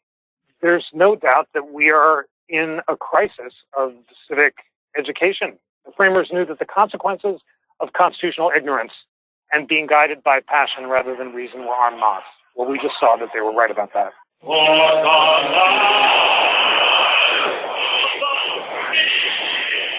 every immigrant to this country has to pass a civics test to become a naturalized citizen. So we borrowed some basic questions from that very exam. We got some trivia questions. Can we ask you a few? To get a sense of just how deep a crisis we're in. How many people are in the House of Representatives? I don't know. 12? 14? The House? No, not for the whole country? 80. We assumed Americans by birth might do at least as well as Americans by choice. Nope. But can you name the 3 branches of government? Judicial? Yeah, that's one. Oh, my husband's going to kill me. However, the vast majority of people were stumped. Who is the Chief Justice of the United States Supreme Court? So we have 9 of them? We have 9 of them, and there's a chief. I don't know. The Chief Justice? Yeah. Trump. The Chief Justice is not Trump. Sometimes their fellow Americans tried to help. Chief Justice of the Supreme Court.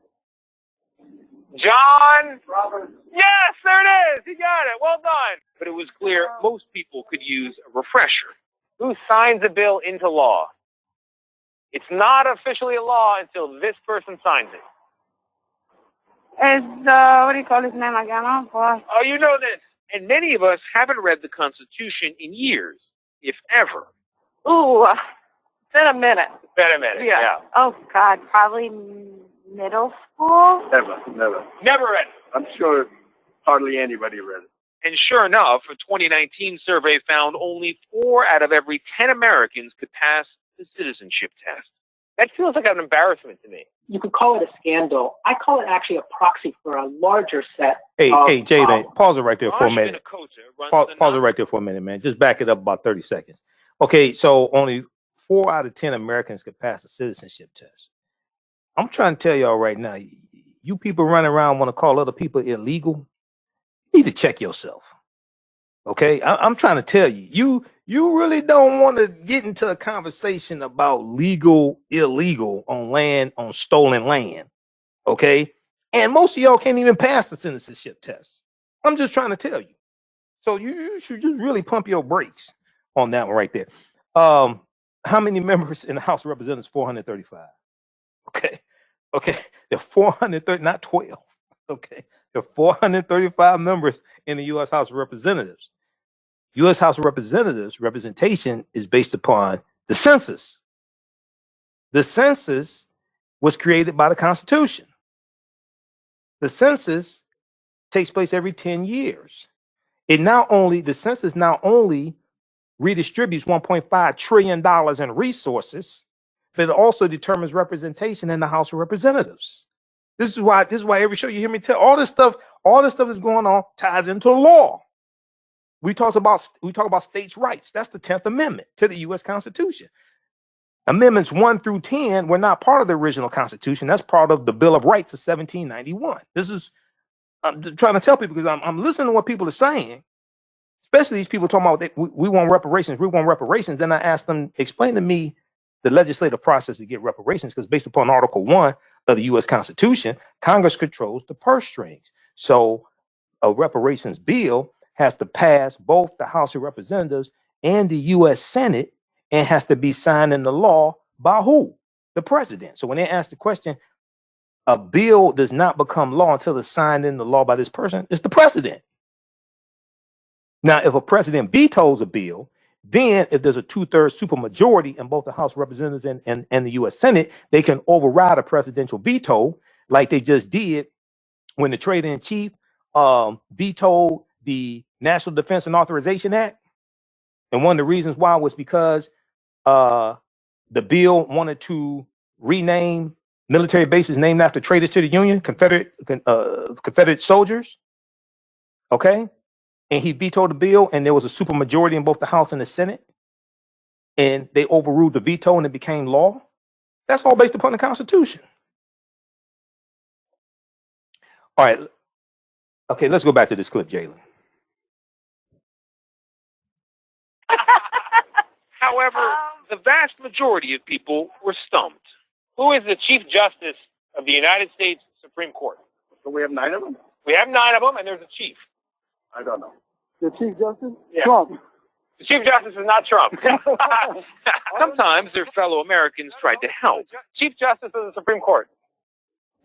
John Roberts. Yes, there it is. He got it. Well done. But it was clear most people could use a refresher. Who signs a bill into law? It's not officially a law until this person signs it.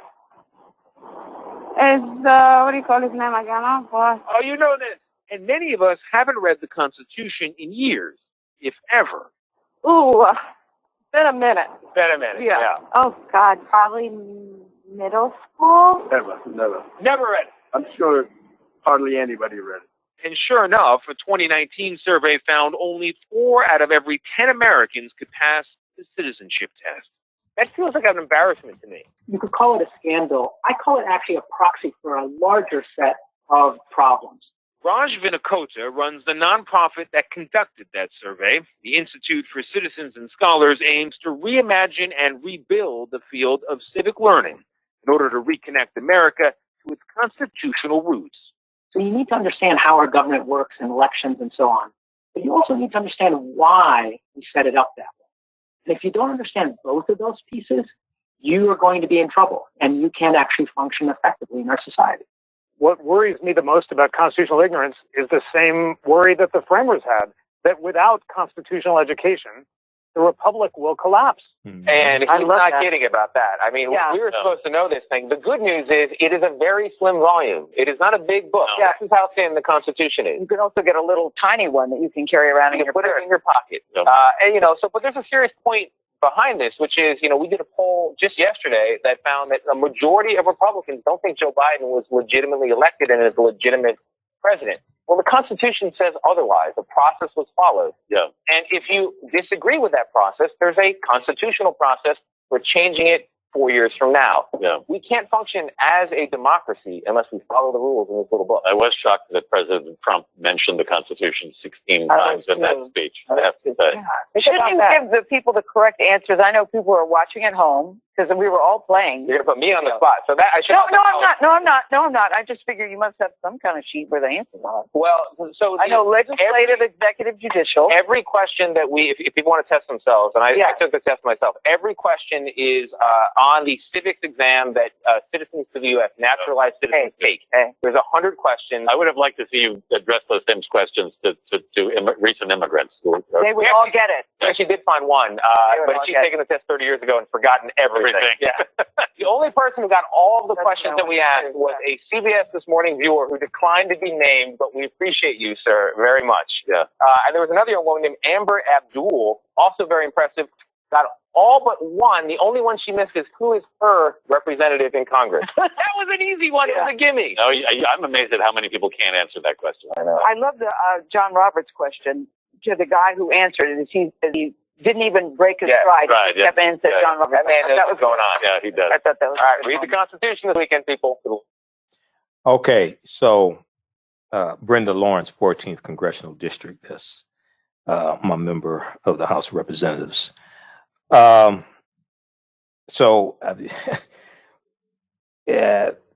I can't stress this enough, because if people, the Constitution is the foundation of law.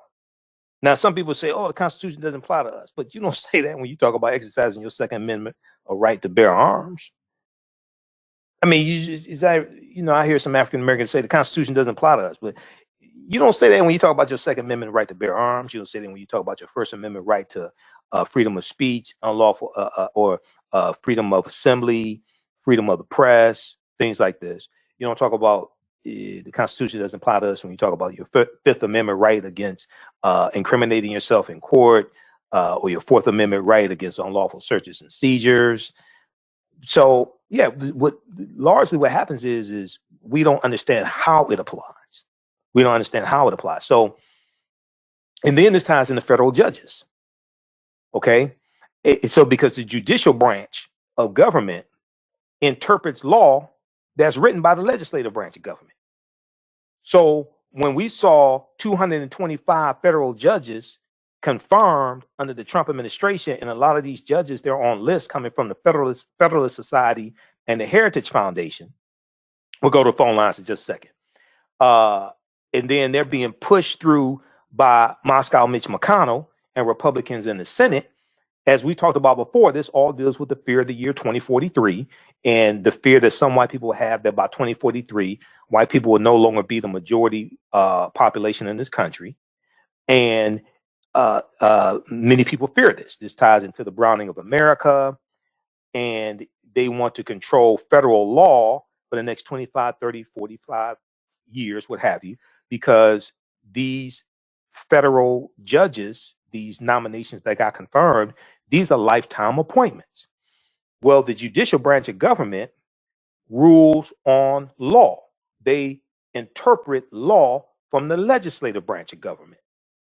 So if you can't control the population, okay, you want to focus on controlling the judicial branch of government that interprets the law that's written by the legislative branch of government. This is the long game that they're playing. But if you understand the Constitution, you don't understand any of this. So this is the game that they're playing. Well, who nominates federal judges? The president. Then the Electoral College was created at the Philadelphia Convention in 1787, and most people don't understand. Because like in 2016, I heard people saying, oh, the popular vote doesn't matter. Really? Who told you that? How do you win the Electoral College votes associated with a state? By winning the popular vote in the state. We just saw that here play out with all the lawsuits and trying to overturn the Electoral College votes with Georgia and Pennsylvania and all. We just saw that. And that's tied to the popular votes. So this past election cycle, a lot of people got like a real constitutional law lesson. It's an ongoing lesson because we have an impeachment trial coming up. It's an ongoing lesson. But all this then, once again, ties into the U.S. Constitution. This is why I tell people you have to read it and understand it. Okay, let's go quickly to the phone lines, and then we're gonna go to the clip about Hank Aaron next, Jalen. Let's go to the phone lines. Let's go to line. Let's see who we have. Line 1, John Ray. John Ray, hey, welcome to the African History Network show. Thanks for holding. Tell us where you're calling from, John. Yes, sir. I'm calling now from Glendale, Arizona, but I am from Pontiac, Michigan. Oh, okay. You're from Pontiac, Michigan. Okay. In Arizona. All right, go ahead with your question or comment. Man. We got a couple of callers, and then we got to get out of here. Brought the subject up about Hank Aaron. Yeah. You know, everyone is just saying that he passed quietly in his sleep. But then I did read an anonymous source that says that he died of a massive stroke. Mm-hmm. Now, what was the anonymous source? Heard anything of that? Well, I haven't heard any updates on. I checked yesterday. I haven't heard any updates on cause of death. Now, where'd you read this? I googled it and it came up on. But which publication was it? Do you remember which publication it was? No, sir. I can do it again and probably drop it in the thread. Drop it in the thread. Okay. All right, John. Appreciate it. Yep. Okay. Thank you. Hey, I'd like to thank you for what you do. Man, I wish every student would be forced to listen to you at least once a week. Okay. All right, man. I appreciate it. Keep listening. We're here 6 days a week. All right. Keep listening. And then check out John's website also, workingwithjohnray.com as well, workingwithjohnray.com. All right. Let's see who we have next. We have, I think this is Olaf. Olaf, hey, welcome to the African History Network show. Olaf, thanks for holding. Tell us where you're calling from. Thank you, brother. I'm calling from Brightmoor. Okay. The community of Brightmoor in Detroit, Michigan. Okay. Brother, you know, I watched the movie Night in Miami. Yeah, One Night in Miami, yeah. Yeah, I got Amazon Prime and watched it twice. My brother, and I don't mean no disrespect to the movie or anything. The actors were great, man. The actors were great. And Regina King, her directory of it was great. You know, but I just, it's not real. I know it's fictional, but it's I can't get into it because it's not real. It never happened. And what I'm afraid of is that well, the meeting took place. They did spend a night. Well, no, the meeting took place. Can you hear me? The meeting took place. Now, a lot of the conversation is fictionalized, but they tell you this up front. with the movie. They tell you this up. They tell you this up front with the movie. It's a fictionalized account about a real meeting that took place, but it deals with some different dynamics that were taking place at the time. So they don't present this as history. There's some historical circumstances, but they tell you it's a fictionalized account of this meeting that took place. No, you're right. You're right on that. I get you on that point. But even I kind of skimmed over that to a certain extent, and I was taking it to heart like it was real, even though I knew it wasn't real. Mm-hmm. But I was kind of hope that, you know what I'm saying, it could have been real. You know what I'm saying? But now we know for a fact that Malcolm and Muhammad Ali, they did spend time in Miami together. Right before Ali fully switched over to the Olive Bowl Elijah Muhammad. Right. Well, so when he was training for that fight, when Ali was training for that listing fight in February '64, Malcolm X brings his family to Ali's training camp. Okay. Yeah. Yeah. That did happen. Yes, sir. Yes, sir. And I know you know that, but otherwise, that's all I have for you, brother. But it was a great movie, though. Virginia King, man, hey, she put her foot in that movie. I give it to the sister. Oh yeah. She did an excellent job. Okay. All right, Ola. Thanks for calling. Yep. Thank you, brother. Have a good night. All right, you too. And see, so for instance, like when you read this article from SmithsonianMag.com, okay, name of this article is The True History Behind One Night in Miami. This is why I wanted to make sure we talked about this article to deal with some history and separate fact from fiction. When I had Jamon Jordan on, historian Jamon Jordan, who's a friend of mine, fellow historian, and is an expert on Detroit history. When the movie Harriet came out, we went on this show, we were in the studio, and we went through and broke down the film Harriet and separated fact from fiction. I'm going to re-air that because a whole lot of people just trashing the movie and things like this don't know what they were talking about. But we separated fact from fiction and dealt with the making of a Hollywood movie, okay? But even in this article here from SmithsonianMag.com, The True History Behind One Night in Miami, they show you a picture after Ali wins the championship. This is from February 25th, 1964, okay? This is, and they're out at a restaurant or something, and you see that scene reenacted in the movie. You see Muhammad Ali with his you see Malcolm X with his expensive camera taking a picture of Ali. Ali has the bow tie on. That's a reenactment of what actually happened, that portion that actually happened, okay? So you want to go through and research this and separate fact from fiction and to have these conversations with your children, have these conversations with your friends and family and frat brothers and sorority sisters, etc. Okay, 313. Do we have any more calls? Because we're almost out of time. Okay, let's go to this clip here dealing with Hank Aaron. So we know Hammering Hank Aaron. We got the news he passed away Friday. Now, not only did Hank Aaron pass away Friday, but January 4th, Gregory Sierra passed away. That's Julio from Sanford and Son.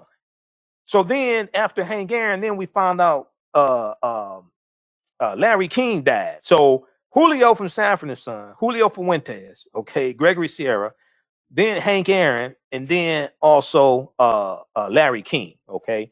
But we talked about Hank Aaron on our show Friday and breaking Babe Ruth's record, and Hank Aaron being a civil rights activist also, and getting the death threats and things like this when he was getting close to breaking Hank Aaron's record. Getting close to breaking Babe Ruth's record of 714 home runs. I want to go to this clip here. This is Craig Melvin from the Today Show in early 2020 interviewing Hank Aaron. Let's go to this clip, Jalen. Some breaking news in the world of sports. Legendary outfielder Hank Aaron has died. He was 86. Hammering Hank slipped away peacefully in his sleep. Hank Aaron was an icon of the game of baseball with a career that spanned 23 years. He famously broke Babe Ruth's record of 714 home runs back in 1974. It was a record that he held for more than 30 years. He retired in 1976 with a career total of 755 home runs. Hank Aaron made his major league debut at the age of 20, and he started his career, like so many others back then, in the Negro Leagues. I had the great honor of interviewing Hank Aaron for the Today Show in early 2020. Hank Aaron is widely considered one of the greatest to ever play the game. But before he donned that famous Braves uniform, he took the field for the Indianapolis Clowns of the Negro League, leaving his Alabama home in the early 50s.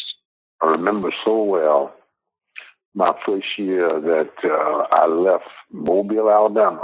One little coat, $2.50 in my pocket. And my mother told me that was all she had to give me, and be very careful with it. What was it like playing for the Indianapolis Clowns?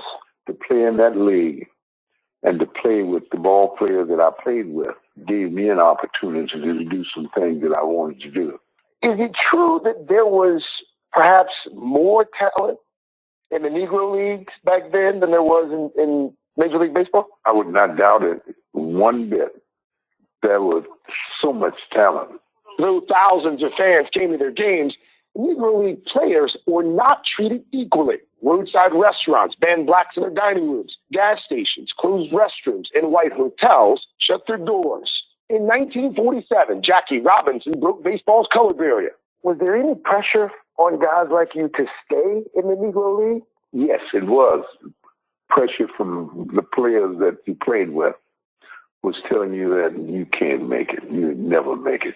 Hank Aaron did make it, debuting for the Milwaukee Braves in 1954. Though he made 25 All-Star teams, Aaron continually faced obstacles white players did not, including death threats while approaching Babe Ruth's career home run record.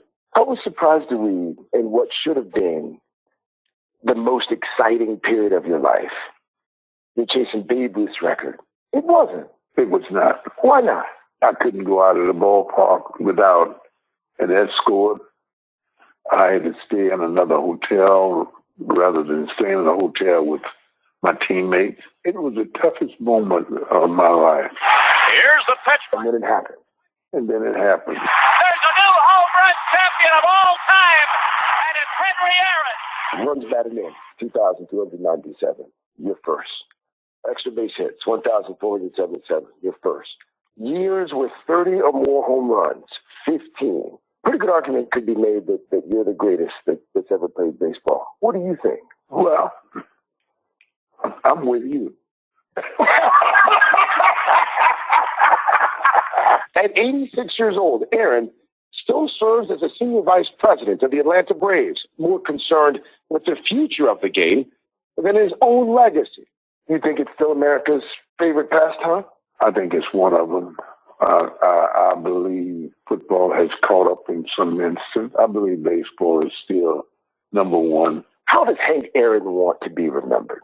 I've been fortunate and lucky in some ways. I would just like to be remembered as someone that said God gave him the talent to play this game, and he did everything humanly possible to make the game the way it's supposed to be played. All right. So, rest in peace, Hank Aaron. Okay, we're out of time here on 910 AM Superstation WFDF. Those watching on our Facebook fan page, The African History Network, and my YouTube channel, Michael Imhotep, keep watching. We're going to go for a few more minutes. If you'd like this type of information, you can donate to the African History Network show, $ TheAHNShow through Cash App, $ TheAHNShow through Cash App, and also through PayPal, paypal.me/TheAHNShow, or at our website, AfricanHistoryNetwork.com. Click on the yellow donate button.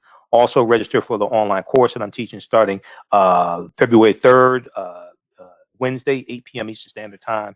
That's on our website as well. You can also email us at customerservice@AfricanHistoryNetwork.com. customerservice@AfricanHistoryNetwork.com for more information.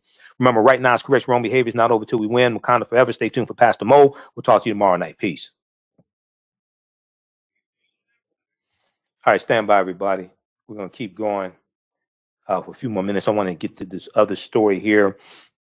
There's more developments coming out with Trump trying to pressure the lawmakers in Georgia.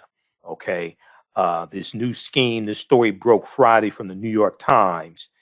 And we're going to deal with a brief update in this story here also. We'll talk about Joe Biden's, the additional executive order. You know, we'll talk about it Monday. We can squeeze a little bit of this in right now with this executive order from Joe Biden. The other executive orders we talked about, there was one that came out Friday, that was talked about Friday at the press conference, that Jen Psaki held, the new White House press secretary. And I watch the White House press secretary conferences each day. And I can honestly say, you know, the one they held, I think the first one they held was Wednesday after the inauguration. I think it was Wednesday or Thursday. That was we share them live on our Facebook fan page, The African History Network. That was the first White House press secretary conference I could actually watch in like 2 years without cussing. Seriously. Because all the other way, Sarah Huckabee Sanders and Kelly McEnany, those little lying witches, I couldn't watch. I sat there cussing at the TV. I couldn't watch those. This one here, I mean, you're actually giving facts and telling the truth and taking questions and not arguing with reporters and things like this. I'm like, wow, you're operating like somebody who's competent. Imagine that. So there was an article from theroot.com that I saw, and they picked up this story from Associated Press. Biden orders a review of domestic violent extremism threat. Biden orders review of domestic violent extremism threat. We talked about this in the beginning of the show. This is from January 22nd, 2021. Okay. Friday, January 22nd, 2021. President Joe Biden has directed law enforcement and intelligence officials in his administration to study the threat of domestic violent extremism in the United States, an undertaking being launched weeks after a mob of insurrectionists loyal to Donald Trump,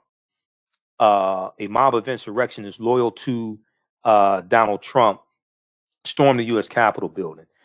Now, the threat assessment is being coordinated by the Office of the Director of National Intelligence, the FBI, and the Department of Homeland Security, and will be used as a foundation to develop policy, the White House said.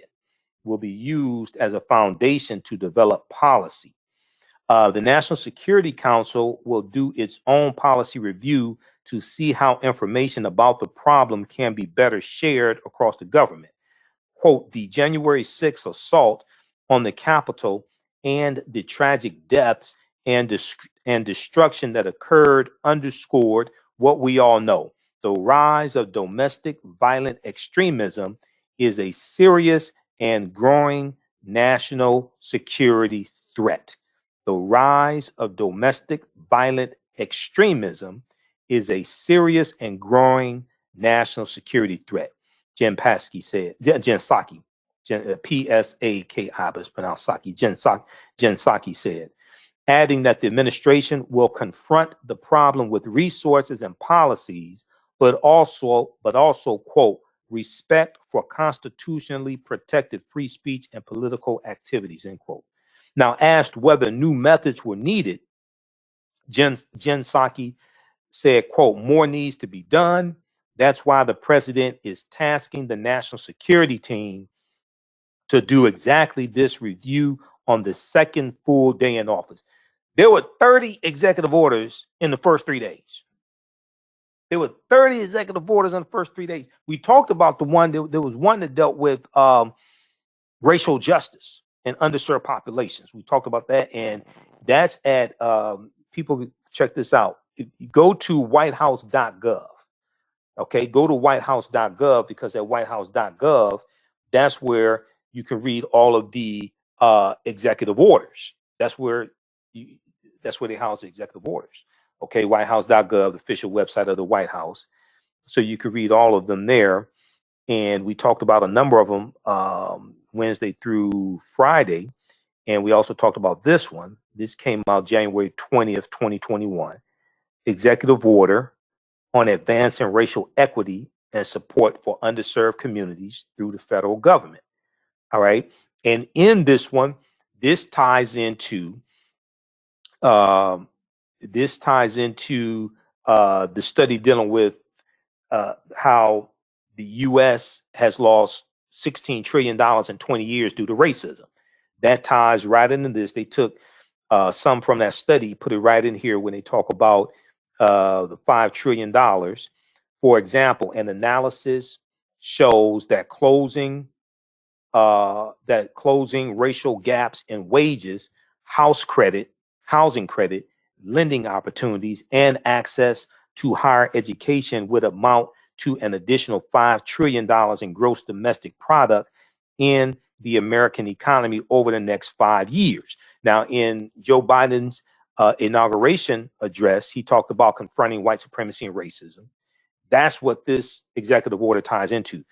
This portion right here comes from that study from Citigroup or Citibank that we talked about back in September of 2020, that deals with how the U.S. government, how the U.S. economy has lost $16 trillion in over the past 20 years due to racism.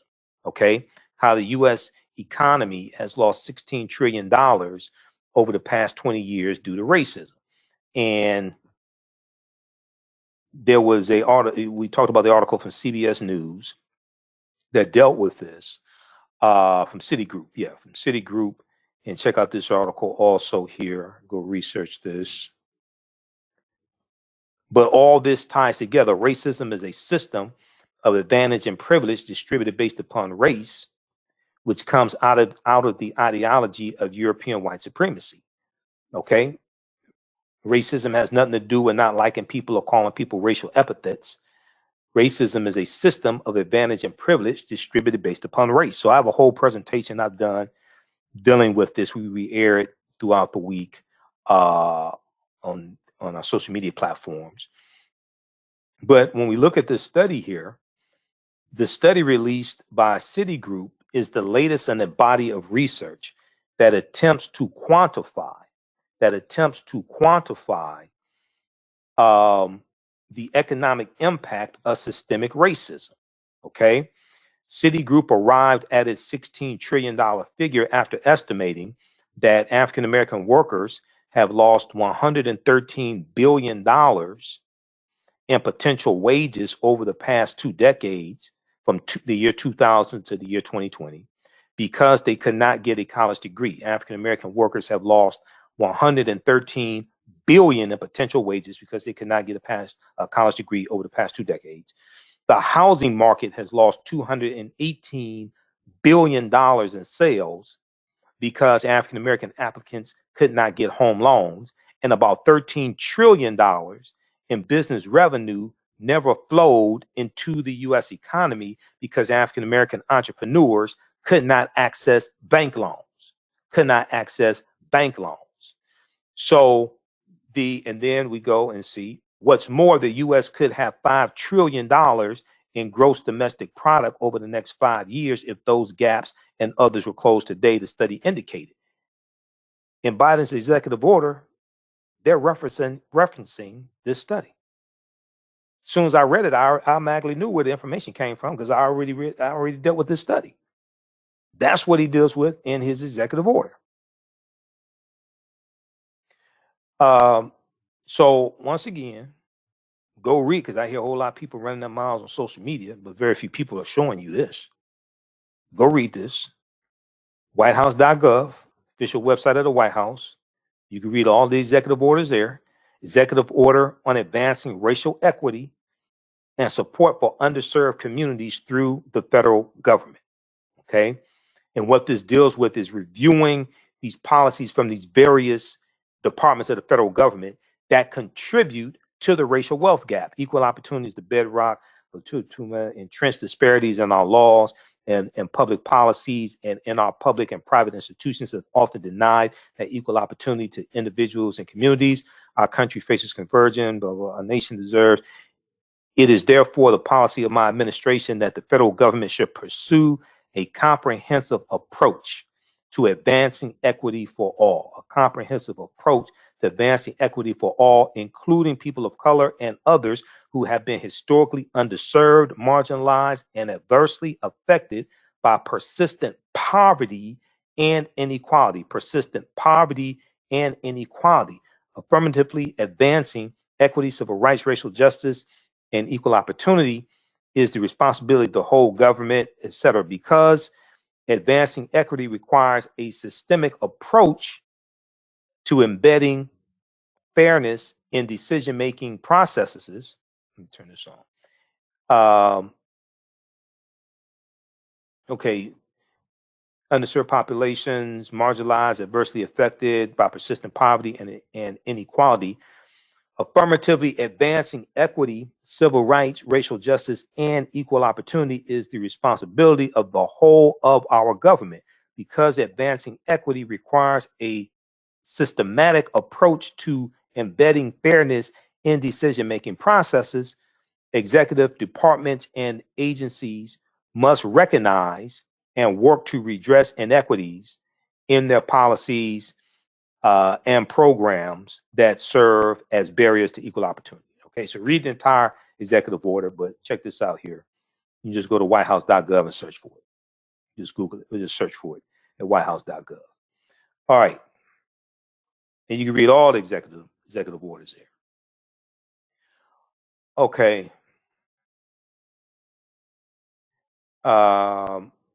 Let's continue here. And then read this article here from CBSnews.com here dealing with the racism that's cost the U.S. 16 trillion, Citigroup says. Citigroup finds. Now that's 16 trillion over just 20 years, from the year 2000 to the year 2020.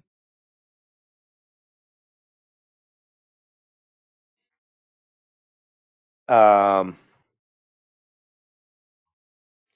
think we have this clip here from the press conference here that Jen Psaki did. And destruction that the January 6th assault on the Capitol and the tragic deaths and destruction that occurred underscored what we have long known. The rise of domestic violent extremism is a serious and growing national security threat.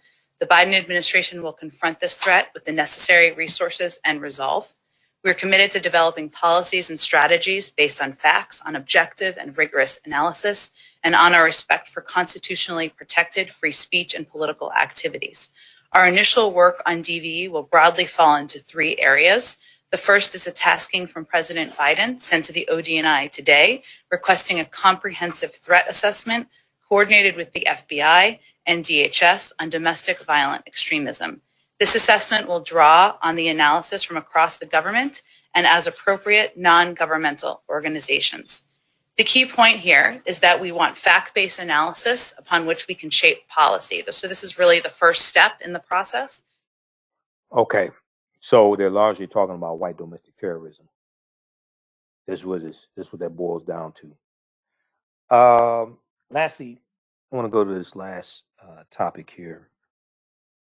So on Friday's show, we dealt with a breaking news story from the New York Times that dealt with how Donald Trump had hatched a plan to stay in power, and it involved pushing out his acting attorney general and installing someone else, and then trying to pressure state lawmakers in the state of Georgia to overturn election results. New York Times had this breaking news story. Washington Post had reporting that backed it up.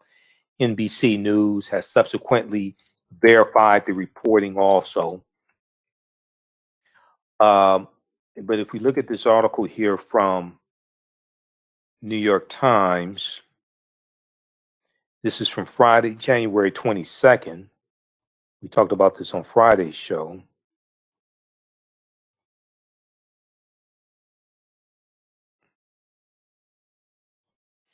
Trump and Justice Department lawyer said to have plotted to oust acting attorney general.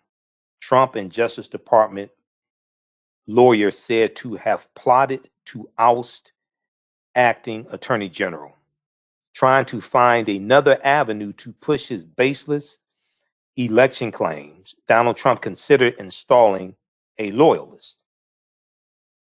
Okay, so this is by Katie Benner, and she was interviewed by Chris Hayes on All In with Chris Hayes. So on our Friday show, we shared the interview that Chris Hayes did with Katie Benner, who broke this story. The Justice Department's top lawyers listened in stunned silence this month. One of their peers, one of their peers, they were told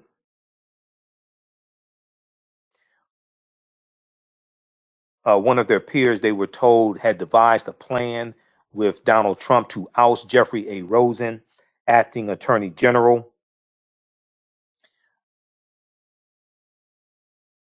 And wield the department's power to force Georgia state lawmakers to overturn its presidential election results. So they were going to force, now they didn't have legal authority to do this, but they were going to try to force Georgia state lawmakers to overturn the election results.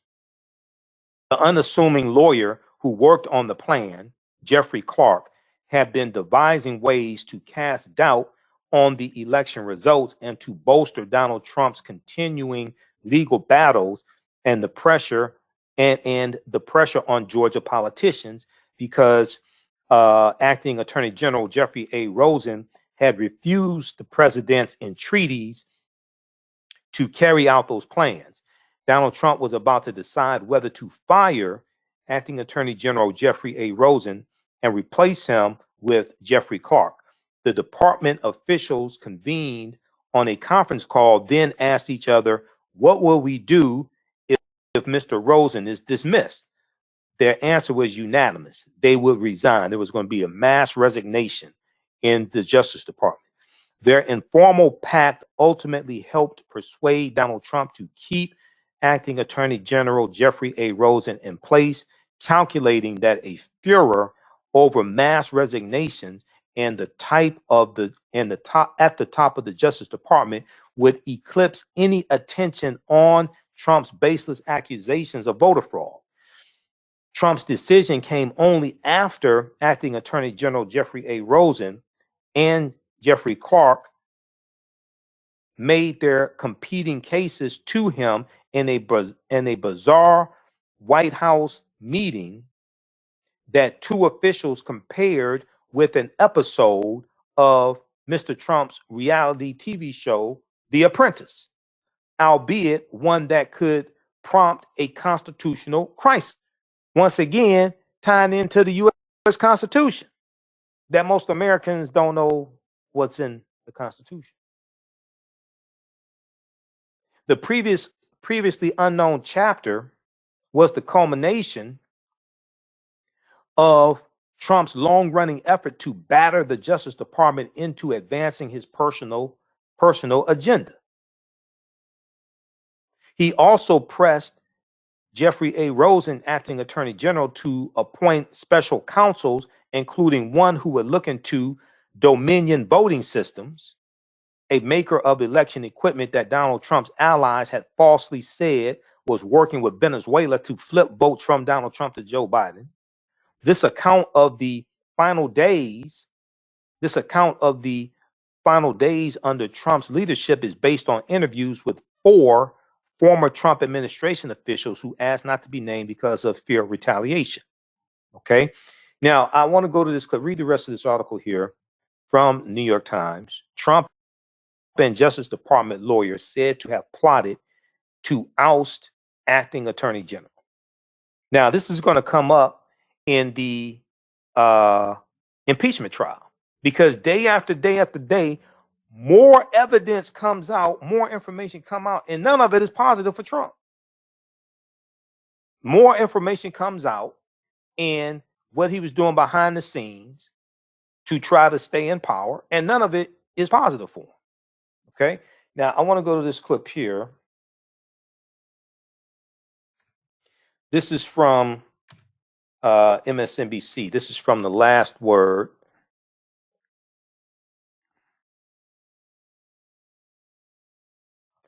Let me go to this clip here to see. Report: Trump plotted to replace acting attorney general in effort to overturn election results. Let's go to this clip.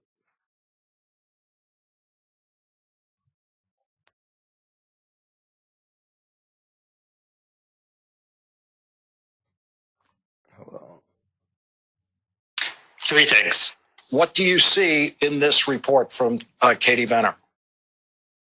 Three things. First, the law. Second, the facts. And third, remaining investigation. So on the law, I'm going to read to you what the Department of Justice defines election fraud to be. Election fraud is conduct intended to corrupt the process by which ballots are tabulated or election results are certified.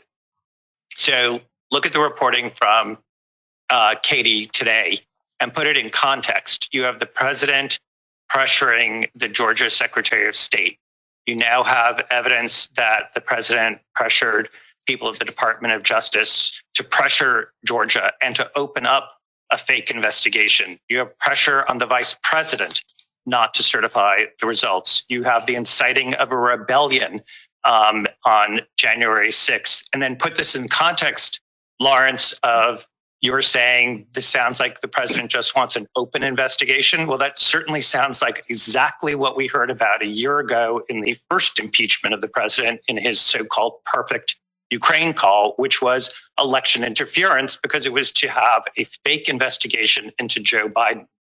So that is all a series of facts that help prove election fraud.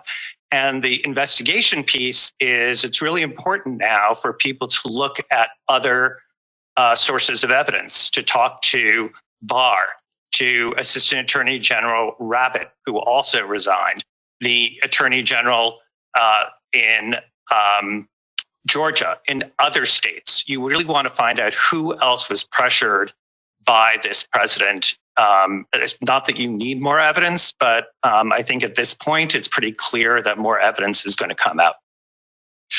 Michael Moore, you were here when we had that very, very surprising and sudden, mysterious resignation by a U.S. attorney in Georgia. You didn't believe on its face that this was just needed to spend more time with the family. Turns out this. I reread Georgia's statute tonight on voter fraud and solicitation of voter fraud. It seems to me like the Georgia statute is violated in the evidence we're reading in the New York Times. Yeah, I don't think there's any doubt that there's a problem with the violation of the Georgia statute. I mean, it's pretty clear here that there's been an effort to solicit somebody to commit voter fraud. I think it also puts the meat on the bones of why the U.S. attorney in Atlanta resigned. And I felt like all along that he was likely asked to do something that he didn't think was appropriate. And that's what it looks to be now. And I'm not, the administration is gone. We're dealing with actings now. But, this is sort of the classic example. While the last bird may be gone, you just can't get the stink out of the chicken house. And that's really what's going on here, is that we're sort of seeing the remnants of the Trump administration, the efforts that he's used in the Department of Justice to act as his own personal attorney. I think it's pretty clear that you had a rogue DOJ official who took it on himself to try to counsel the president as an individual as opposed to the institution, try to counsel the campaign essentially on what to file. This was not an effort to come in and investigate a case. It was to use a statement which has a huge impact. If you use a statement from the Department of Justice that there's an investigation, that there's an inquiry, that there's a concern, that has a ripple effect that goes on, and it would have buttressed, I think, the arguments that you were hearing from sort of the lunatic fringe of some of the Georgia delegation about whether or not the vote should be certified. And so it strikes me as fairly clear that the U.S. attorney was just not going to play ball with the president on this. Okay, so that is from MSNBC. Check out that clip. That is from The Last Word with Lawrence O'Donnell from Friday, January 22nd, 2021. Report: Trump plotted to replace acting attorney general in effort to overturn election results. In that clip, you heard Andrew Weissman and Michael J. Moore talk about these new developments. Okay, so we're going to post the link here. You can check out that clip, read the article from New York Times. Also, there's one from Washington Post and NBC News. All the news outlets are covering this story. So more and more information is coming out every day. So the impeachment trial should be really exciting because we have no idea what type of evidence would have surfaced by then, by the week of February 8th. We have no idea what type of information would have surfaced by then. Okay, and then so also birthday acknowledgments. Kenya Moore, Detroit's own Kenya Moore. She turns 50 today, February 24th. She turns 50. Graduated from Cass Tech, 1989.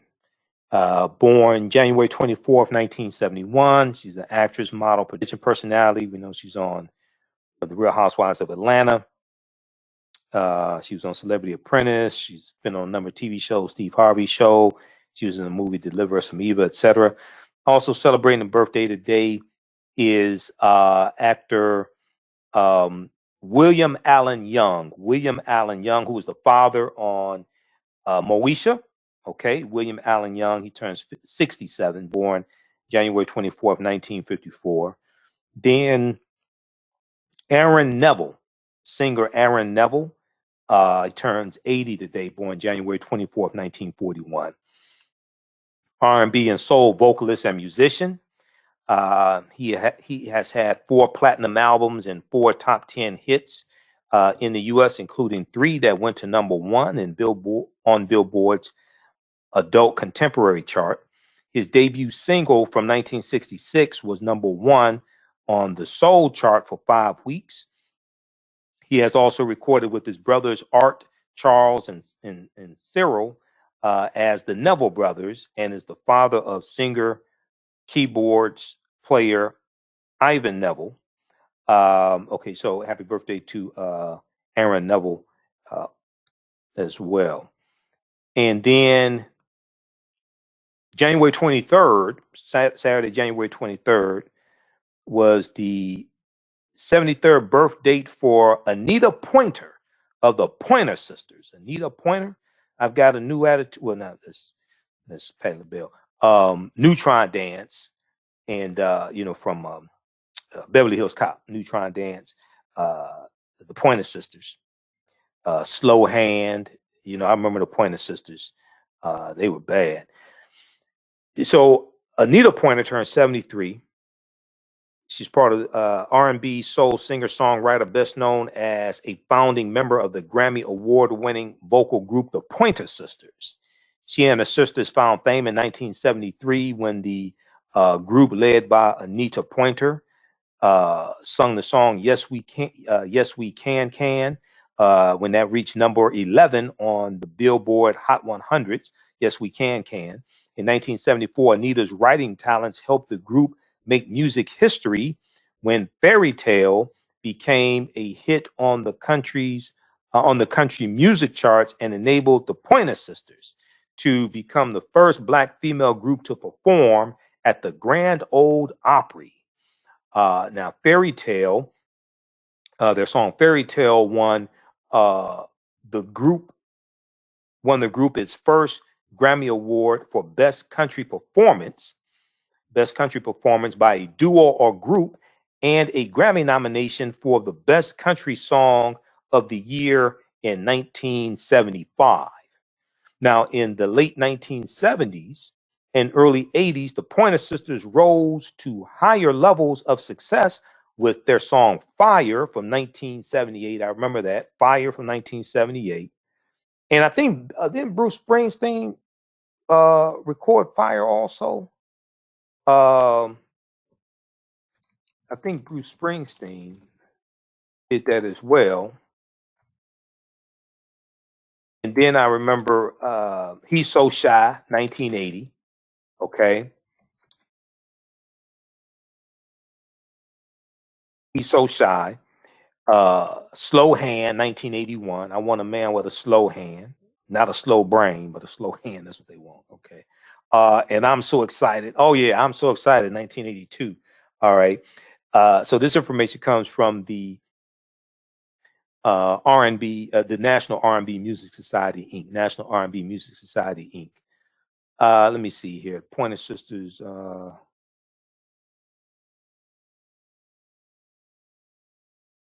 Let me see. There's a tweet from the Pointer Sisters. Let me see. Well, funny that Bruce Springsteen wrote Fire and we recorded it this week. Our songs. Okay. So let me see. Who wrote that song? Fire by the Pointer Sisters. Let's look at song facts. Bruce Springsteen wrote this. Okay. The smoldering song was written by Bruce Springsteen, who at the time was embroiled in litigation with his former manager, which kept him from recording his own song. His friend Robert Gordon was the first to record it, releasing it on his 1978 album Fresh Fish Special. The song became a hit when the Pointer Sisters recorded it later in 1978 at the suggestion of their producer Richard Perry, their version hitting number 2 in the US. Bruce Springsteen wrote this for Elvis Presley, his idol growing up. He sent Elvis a demo of it in the song Fire in 1977, but Elvis Presley died soon after. The song would have fit well for Elvis Presley as it's about a passionate lust a couple has for each other. Bruce Springsteen sometimes writes from the perspective of a man burning with desire, which can come off a bit predatory. In this song, Fire, the girl is saying no, but he's not accepting that answer because her kiss tells a different story. When sung from the girl's point of view, these concerns are allayed. The Pointer Sisters make it clear they are welcoming these advances. Okay, lyrics from the song say lyrics from the song says my words say split, but my words they lie. Because when we kiss, ooh, fire. Okay, that could be a little confusing to a brother, but you know, whatever. You may catch a case on it, you know. It sounds like, yeah, but a white man wrote it, so okay. While many people who heard this song knew it had hit potential, Bruce Springsteen did not release it until 1986, as he was more concerned with the continuity of his albums than making hit records. Bruce Springsteen's version was included on his boxed set Live 1975 to 1985. It was released as a single when the box set came out, reaching number 46 in the US. All right. So check out the rest of this. This is from songfacts.com about Fire by the Pointer Sisters, written by Bruce Springsteen. Okay. And because I remember Bruce Springsteen sung the song, and I remember the Pointer Sisters, but I don't think I remember Bruce. I don't think I knew that Bruce Springsteen actually wrote that song. All right. So this is why history is important. Okay, so Anita Pointer, January 23rd, 1948. Happy birthday, Anita Pointer. Then we know, then also, okay, so Gregory Sierra passed away. Julio Fuentes from Sanford and Son. We also remember he was on Miami Vice as well, right? Remember him on Miami Vice? And then NBC News has an article about this. A lot of these people passing away. And I see Sanford and Son, you know, every day. Oh, well, not every day, almost every day, every week. See, I mean, I had the whole box set, 122 episodes, you know, on DVD, okay? Actor Gregory Sierra of Barney Miller and Sanford and Son dies at age 83. Actor Edward James almost tweeted that people who knew Sierra admired his laughter, kindness, wit, and extraordinary artistic ability. Now, he passed away. I first saw an article from Hollywood Reporter. I posted this on my Instagram page. He passed away January 4th, but we found out January 22nd. His wife, Helene Tauber, helped to break the news. Gregory Sierra, best known for his roles as Sergeant Miguel Chano Amenguale on the ABC police TV series Barney Miller. It was a sitcom, Barney Miller. And Julio Fuentes on the NBC sitcom Sanford and Son has passed away at age 83. He passed away on January 4th in Laguna Woods, California, after battling cancer, his wife, Helene Tauber, said. And Gregory Sierra, who is of Puerto Rican descent, was born and raised in New York. All right. He was on, I remember him on Miami Vice also. Lieutenant Rodriguez on Miami Vice. He was a lieutenant, if I remember correctly, before Edward James almost became the lieutenant. All right, so check this out here from NBC News also. All right. All right, look, hey, we have to get out of here. If you like this type of information, you can donate to the African History Network. Oh, also, we have the 8 DVD bundle pack, The Africans Who Were Here Before Columbus, The Africans Who Were Here Before Columbus. It's how you doing, Marnice? All right. The Africans Who Were Here Before Columbus, the 8 DVD bundle pack. It includes a lot of my lectures. It includes a double lecture that I did with Dr. David Imhotep, who wrote the book, The First Americans Were Africans, Documented Evidence. The First Americans Were Africans Who Documented Evidence. And if you remember on our first show, our October 12th show, 2020, which kicked off, that was Monday, October 12th. It was actually Columbus Day, Indigenous Peoples Day, former colonizers day. My first guest was Dr. David Imhotep. Okay. And I got to give him a call because I need to check on him, see when his new book is coming out. But so we did a double lecture and dealing with his book and dealing with ancient African presence in the Americas. I also did a double lecture with Professor Kaba Hiawatha Kamene, who's in the Hidden Colors documentaries. We did one dealing with the Mississippi Valley and ancient Africans in America, etc. It includes a presentation I did. It includes some of my lectures, but also one from Dr. John Henry Clark dealing with Christopher Columbus and the African Holocaust. One I did with Christopher Columbus, and then also one from Dr. Ivan Van Sertima dealing with They Came Before Columbus. Okay, so this is The Africans Who Were Here Before Columbus, The Africans Who Were Here Before Columbus. That's on sale. I think that's $50 as an 8 DVD bundle pack at AfricanHistoryNetwork.com. We posted the link here. Then also remember to register for the online course that I'm teaching. It's starting February 3rd. Okay, it's starting February 3rd, 2021, 8 p.m. Eastern Standard Time. It's going to be live. As soon as